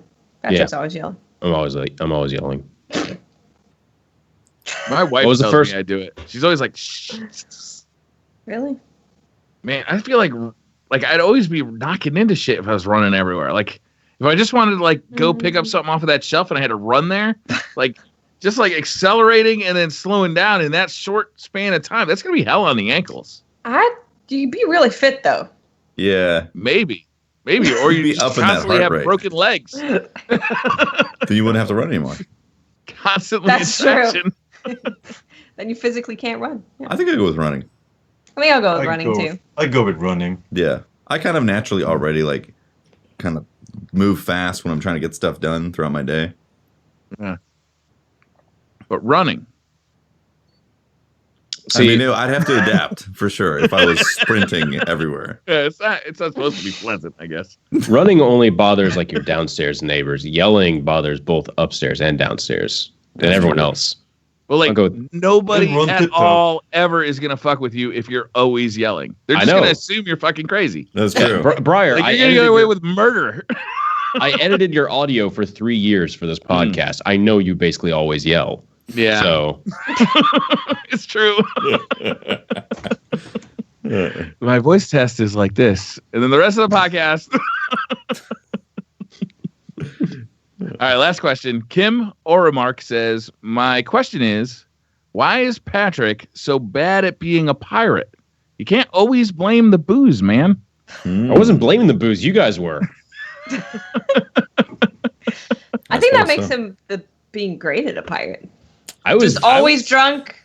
I was performing at peak It makes pirate. him be See, good I at don't know being because when drunk. I left, I feel like it derailed into Oh, it pure did. madness. It did. It got worse. So- It 100% got worse. See, I don't think being incoherent and incompetent at basic tasks make you a good pirate. Excuse All me. right. I was solo tacking the shit out of that ship. I just needed someone I to think steer it. in your brain you were solo tacking. I have it on stream, sir. I will show you how good I am. at You tack. maybe had a few times, but we were trying to coordinate things and do stuff, and it just was not happening at all. Man, that sounds like you guys had a communication problem. We did with you. Wild card. To be fair, you guys kept putting me in the brig, so you were working a man down the entire time. Because your communication skills were not there. Or I fell off the boat. Oh, man. Because I was drunk IRL and in game. Really hard to control. That's the way to play. Mm-hmm. Sea of Thieves, we need to all be drunk. Be drunk in real life and on. I was pretty drunk, but I wasn't even close to Patrick level drunk. Patrick was... I'm a lightweight, sir. Yeah. All right, that's it. That's all the Twitter questions. We had more. Sorry I didn't get to yours. But thank you for submitting it and submitting it again next week, and maybe we'll get to it next week. Briar, why didn't you read my question? It wasn't a very good question, Tefty. Unbelievable. And frankly, it was kind of lewd. That's it. I'm not tuning in next week.